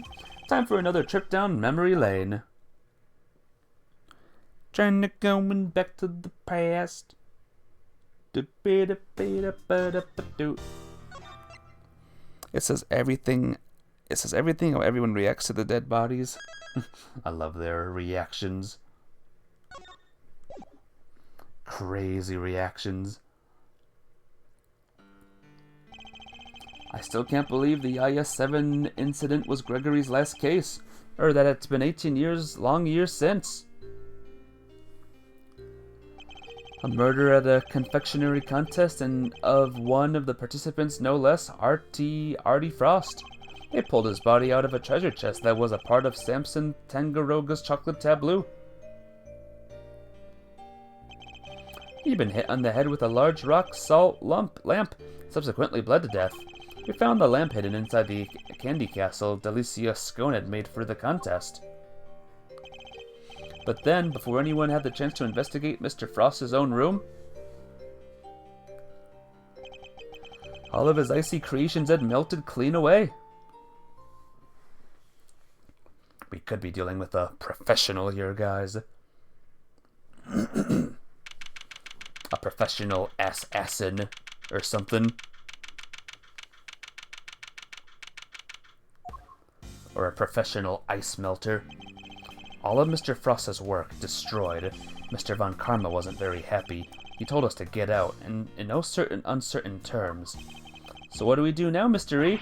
I can't believe he just up and kicked us out. Von Karma's a total jerk. Now, Eddie. It was always the job of the police and the prosecutor's office to investigate the scene. Yeah, but he didn't have to talk to us like that. Who cares if we're cops or attorneys? We should all be working together to find the truth. You can't assume that everybody's aims are the same as your own. You may wish to expose the truth, but others might prefer to accept things at face value. Which way of thinking is right will depend on the person. What if somebody innocent ends up behind bars because no one managed to uncover the truth? It can happen. We're all human, police and prosecutors included, which is why defense attorneys exist. Our job is to help people in just such situations, to be friends to the friendless. Friends to the friendless. Now, we may not be able to investigate the Winter Wing as hoped, but that doesn't mean we give up. You're right, Mystery. I'm sorry. I should have thought more about before I opened my big mouth. You're young, Eddie. You'll learn soon enough. I will, I promise. Mr. Edgeworth, Mr. Fender, you both you could use a little pick-me-up. Yeah, Miss Bound, you're gonna be dead 18 years in the future. I'm sorry. I'm afraid this is all I have, but please, by all means. Whoa, you're the best, Miss Bound. Thank you. A little sugar boost might actually help, although these are just a little too sweet for my liking, and a little uniquely shaped. I'm so sorry if they're not to your taste. No way, they're great. They're so sweet. Hee hee, you're very kind. Imagine, me of all people, a mediocre confectioner. What? You mean you made these yourself? Yes, Samson loves chocolate, and so I had to learn. Keeping him supplied with his favorite treats is just one of my many duties, although he does spend most of the time coaching me on how to improve my technique. Mr. Tangaroa sure is a lucky guy. Getting to eat homemade sweets made by the one and only Judge Bound whenever he wants sounds amazing. I'm sorry, did you say something? Nope, nothing at all. Dear sweet Eddie, you really do still have a lot to learn. It seems you're quite committed to the work you do for Mr. Tangaroa, Miss Bound. Of course, what right would I have to stay here otherwise? What do you mean by that? I was abandoned as a baby, and Mr. Tangaroa took me in. That's right. One snowy Christmas Eve many years ago, he found me on the steps of this very mansion. He saved my life and became the father I never had. I can never repay him, so my work for him is the least I can do, and I'll be here for him as long as he needs me. That's the most beautiful thing I've ever heard. I must be getting old.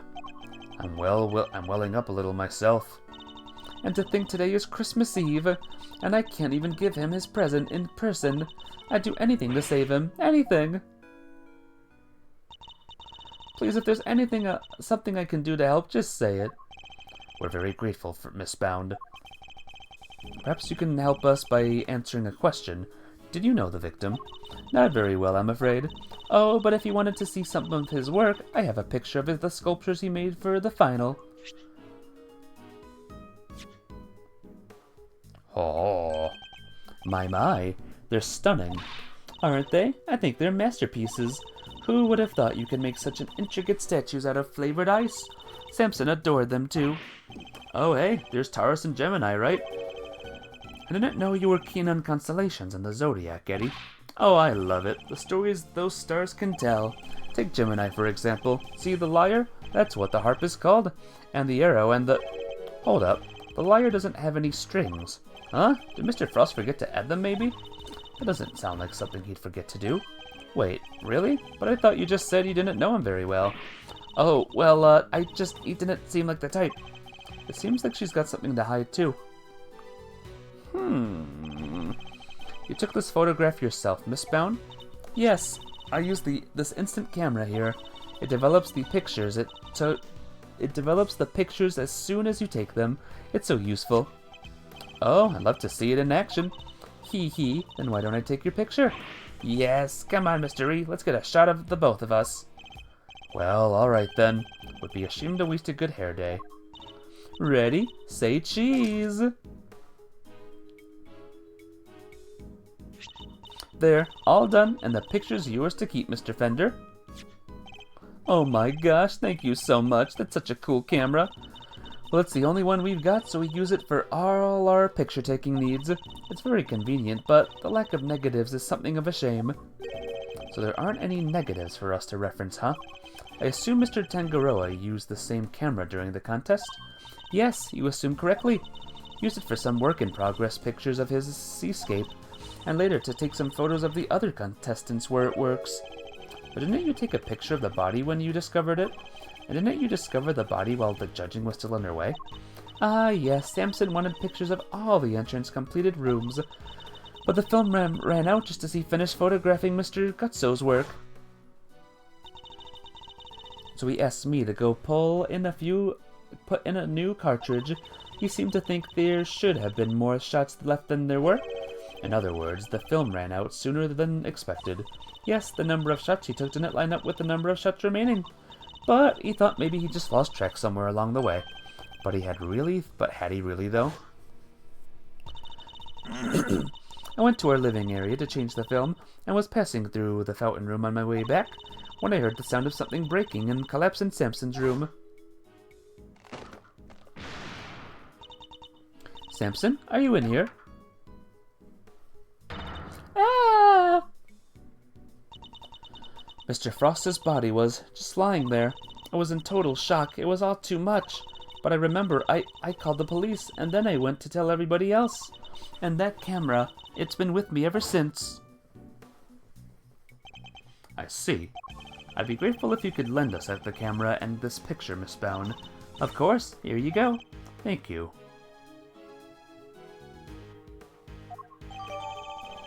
Yay. Awesome. Detective Bad, Miss Scone, are they done investigating? They're done with me, that's for certain. The big meanie told me to clear off. Honestly, that Mannykins will be the end of me. The cheek of him. Guess he got tired of people cluttering up his crime scene. Did he run you off too, Detective Bad? Yeah, Von Karma seems to think I'm a nuisance. Can't do things his way with me around. Why would Mr. Von Karma go so far as to exclude his own lead detective? Still, got a pretty good look at the scene. As for Gusto, he's enjoying a nice little chat right now in Frost's room. What about? About the fact that Miss Bound, and she said she saw him going in there during the contest. Mr. Gusto went into Mr. Frost's room? That's right, and I have to say he looked very much like he didn't want to be seen. I don't know what he could have been up to. Well, he's candidate number one at the moment, as the guy who melted Frost's work.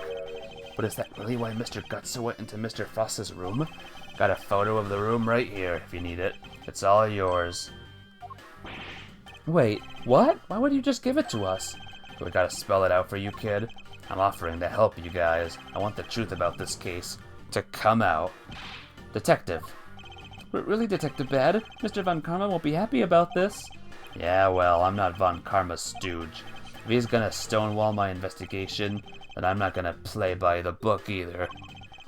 Can't let some pesky rules keep me from finding the truth. Now, can I, Mr. Edgeworth?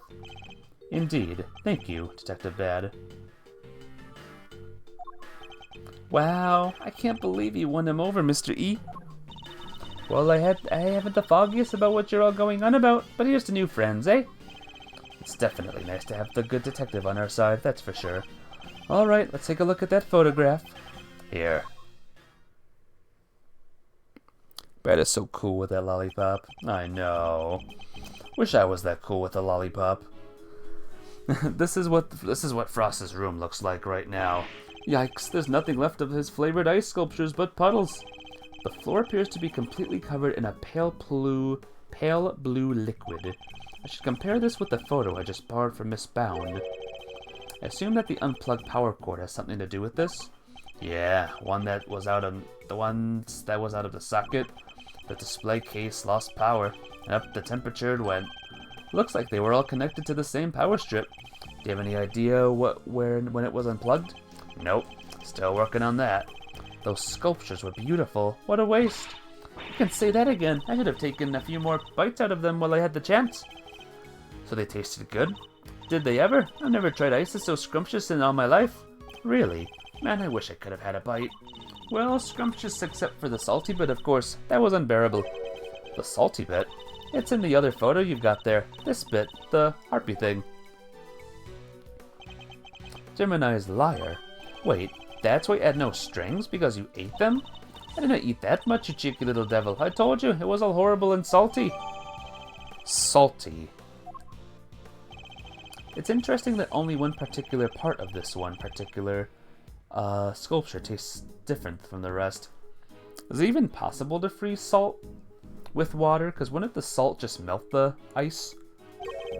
And could somebody other than Miss Scone really be responsible for eating the rest of the strings? Did you notice anything else, Miss Scone? Come to think of it, I did. There was a funny little mark on Chillywinks' work. It was 2 little letters. Let's see if I can draw it for you. There we go. PH. That was a P. Okay. It was a P that the thing had. It's almost like a signature or something. Wait. I just knew Mr. Frost wouldn't have made that harp without strings. He's not the type to skip an important detail like that. Hope you don't mind me asking, Miss Bound, but are you certain you didn't know Mr. Frost particularly well? What? No, I barely knew him, I swear. Is that so? Certainly seemed to have some strong opinions about his attitude toward his work. No, the sculptures were so carefully made, I didn't think he'd miss something so important. I'm sorry, but I don't believe you. You had more personal connections to his work than that. Let's save just in case, because I think a thing is about to happen. What makes you say that? I have an item of evidence that appears to have been one of Mr. Frost's possessions, and it shares a key feature with another piece of evidence. Well, I won't know what you're talking about if you don't share. What are these 2 pieces of evidence of yours? Which 2 items point to Mr. Frost? This is the first. Yeah, I might need some help here. I'm, Flitchard. I might need a wee bit of help. Who was Mr. Frost again? It was this guy, Artie Frost. Found dead in the thing. I did save it recently. I got these candies. I forgot when I got those candies. Oh man, I am tired, guys. Okay. Yeah. Is the right choice in this part or this part here? What is the question? Was AFK for a moment. 2 pieces of evidence point to Frost for something. Shares a key feature. I have an item of evidence that appears to have been from one of Mr. Frost's possessions. It shares a key feature with another piece of evidence. I don't know what you're talking about. What are the 2 pieces of evidence? Which 2?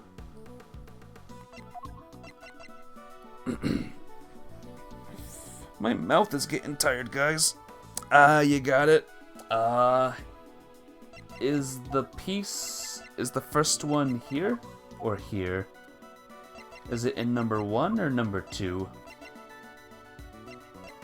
Because I have no freaking idea.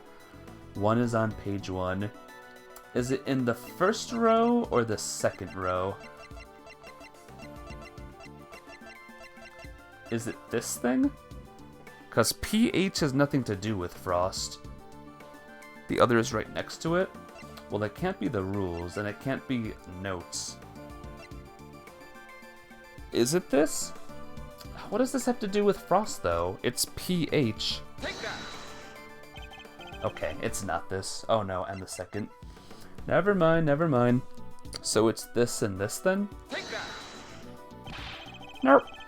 Nope, that's not right actually. That is in fact wrong. That was in fact the wrong answer. I hate being stupid. I hate it so much.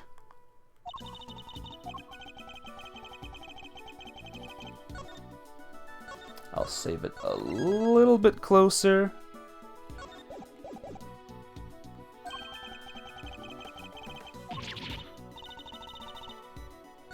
Alright, let me save again. I want to save as close as possible.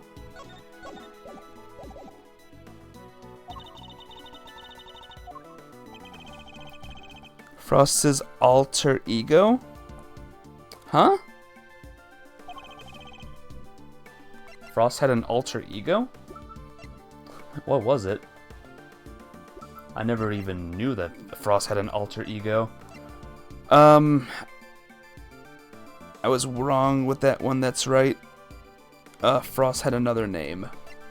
Okay, what's the first one? I give up on this one. What's the first one? It's definitely not this and this. These two are not the answers. Is it one of these? Maybe? The seal? Well, I just did the seal, and it was wrong, though. Take that. What's the second one? It's definitely not this one. The teapot is the other? A Paul Haliqui piece. I didn't even see that name there. Oh, guys. Take that. How I hate my brain. Miss Scone found 2 letters carved into Mr. Frost's ice sculptures. I think they were a signature of sorts. After all, it's not unusual for an artist to initial their work. I guess not. That's right, dear. It's just like you said. Charlie Winks' statues had the letters PH carved in them, plain as day. PH? Shouldn't it be AF? You'd think so, but take a look at this. It's the seal we found at the crime scene. It seems reasonable to assume that it fell from Mr. Frost's pocket, and when pressed into the surface of an item, it would leave behind the letters PH. The same pottery mark we see imprinted on the bottom of this item in the teapot, tea set. The same pottery mark? We have already established that the tea set is the work of the sculptor Paul Halique? From that, we can assume that these same letters would mark any item out as a piece of his work. A fact by which you are well aware, correct, Miss Bound? Well, yes, I know what he always marks his work with his initials like that. He never revealed his true identity in public, so it's the only way to know his works are truly his. Frost was Halique. I don't even remember seeing that name ever. Gotta love my bad memory. You mean Paul Halique was... That's right, Detective. R.T. Frost had another identity. He was no ordinary confectioner, at least as far as Miss Bound was concerned. God damn it. Wait. I don't know. A famed sculptor of... Okay, I can save it, actually. No need to worry. No need to worry, no need to worry. All's good. This. Okay, good. Good guess. Don't pronounce the UA. So, Halique? Mr. Frost was, in fact, none other than the famed sculptor Paul Halique. What? Mr. Frost and Paul Halique were the same person? But it's not like the marks hard to copy, though. Anyone who's seen it could fake being him with it. Not exactly conclusive proof that Frost was who you say he was. It was proof enough for Miss Bound. What matters is she believed it. His true identity will have to be investigated by the good people of the precinct. Alright. I'll have the boys look into it. I should have known I couldn't hide it from you, Mr. Edgeworth. So you admit it. You are aware of who Mr. Frost really was. I was. When I discovered his body, I saw the seal you found. Don't ask me how, but I just knew straight away that he was my dear Paul Halique. Imagine, his entries in a confectionery contest were his final legacy. A great man like that. And be honest, did you enter Mr. Frost's room at any point? What? Why are you asking me that? The photograph of Mr. Frost's room. I'd like to know when it was taken. I must have gotten it mixed up with the other. It was with the one Samson took during the judging. Objection. I'm afraid I find that rather hard to believe. You said yourself that the camera ran out of film during the judging, and that you've had a change of the camera since before Mr. Tangaroa had the chance to visit Mr. Frost's room. That's how you were able to take that picture when you discovered Mr. Frost's body. I suppose so. It suggests that you took only 2 pictures with the new film, one of Mr. Frost's body and one of his room, but I have a piece of evidence that says otherwise. Alright. Time to save the game again. You do? Assumption that Miss Bound took 2 pictures.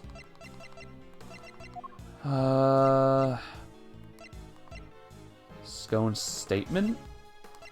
This, maybe? A new film, 3 remaining. Take that! The camera? You gave the picture of the body to the police, and the picture of Mr. Frost's room to me. Oh, and you gave us that picture you took of me and Mr. Edgeworth, too.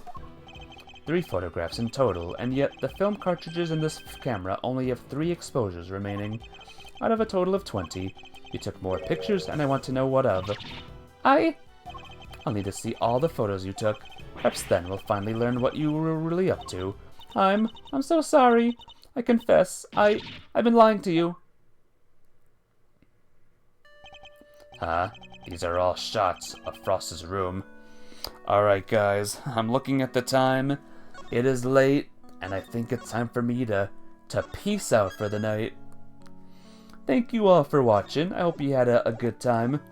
Thank you again, Flitchard, once again for your help. The stream and these playthroughs would be much rougher without you here. So thank you so much for stopping by and sticking around. And thank you just everyone in general for being here. Tomorrow, more Legend of Zelda, so look forward to that.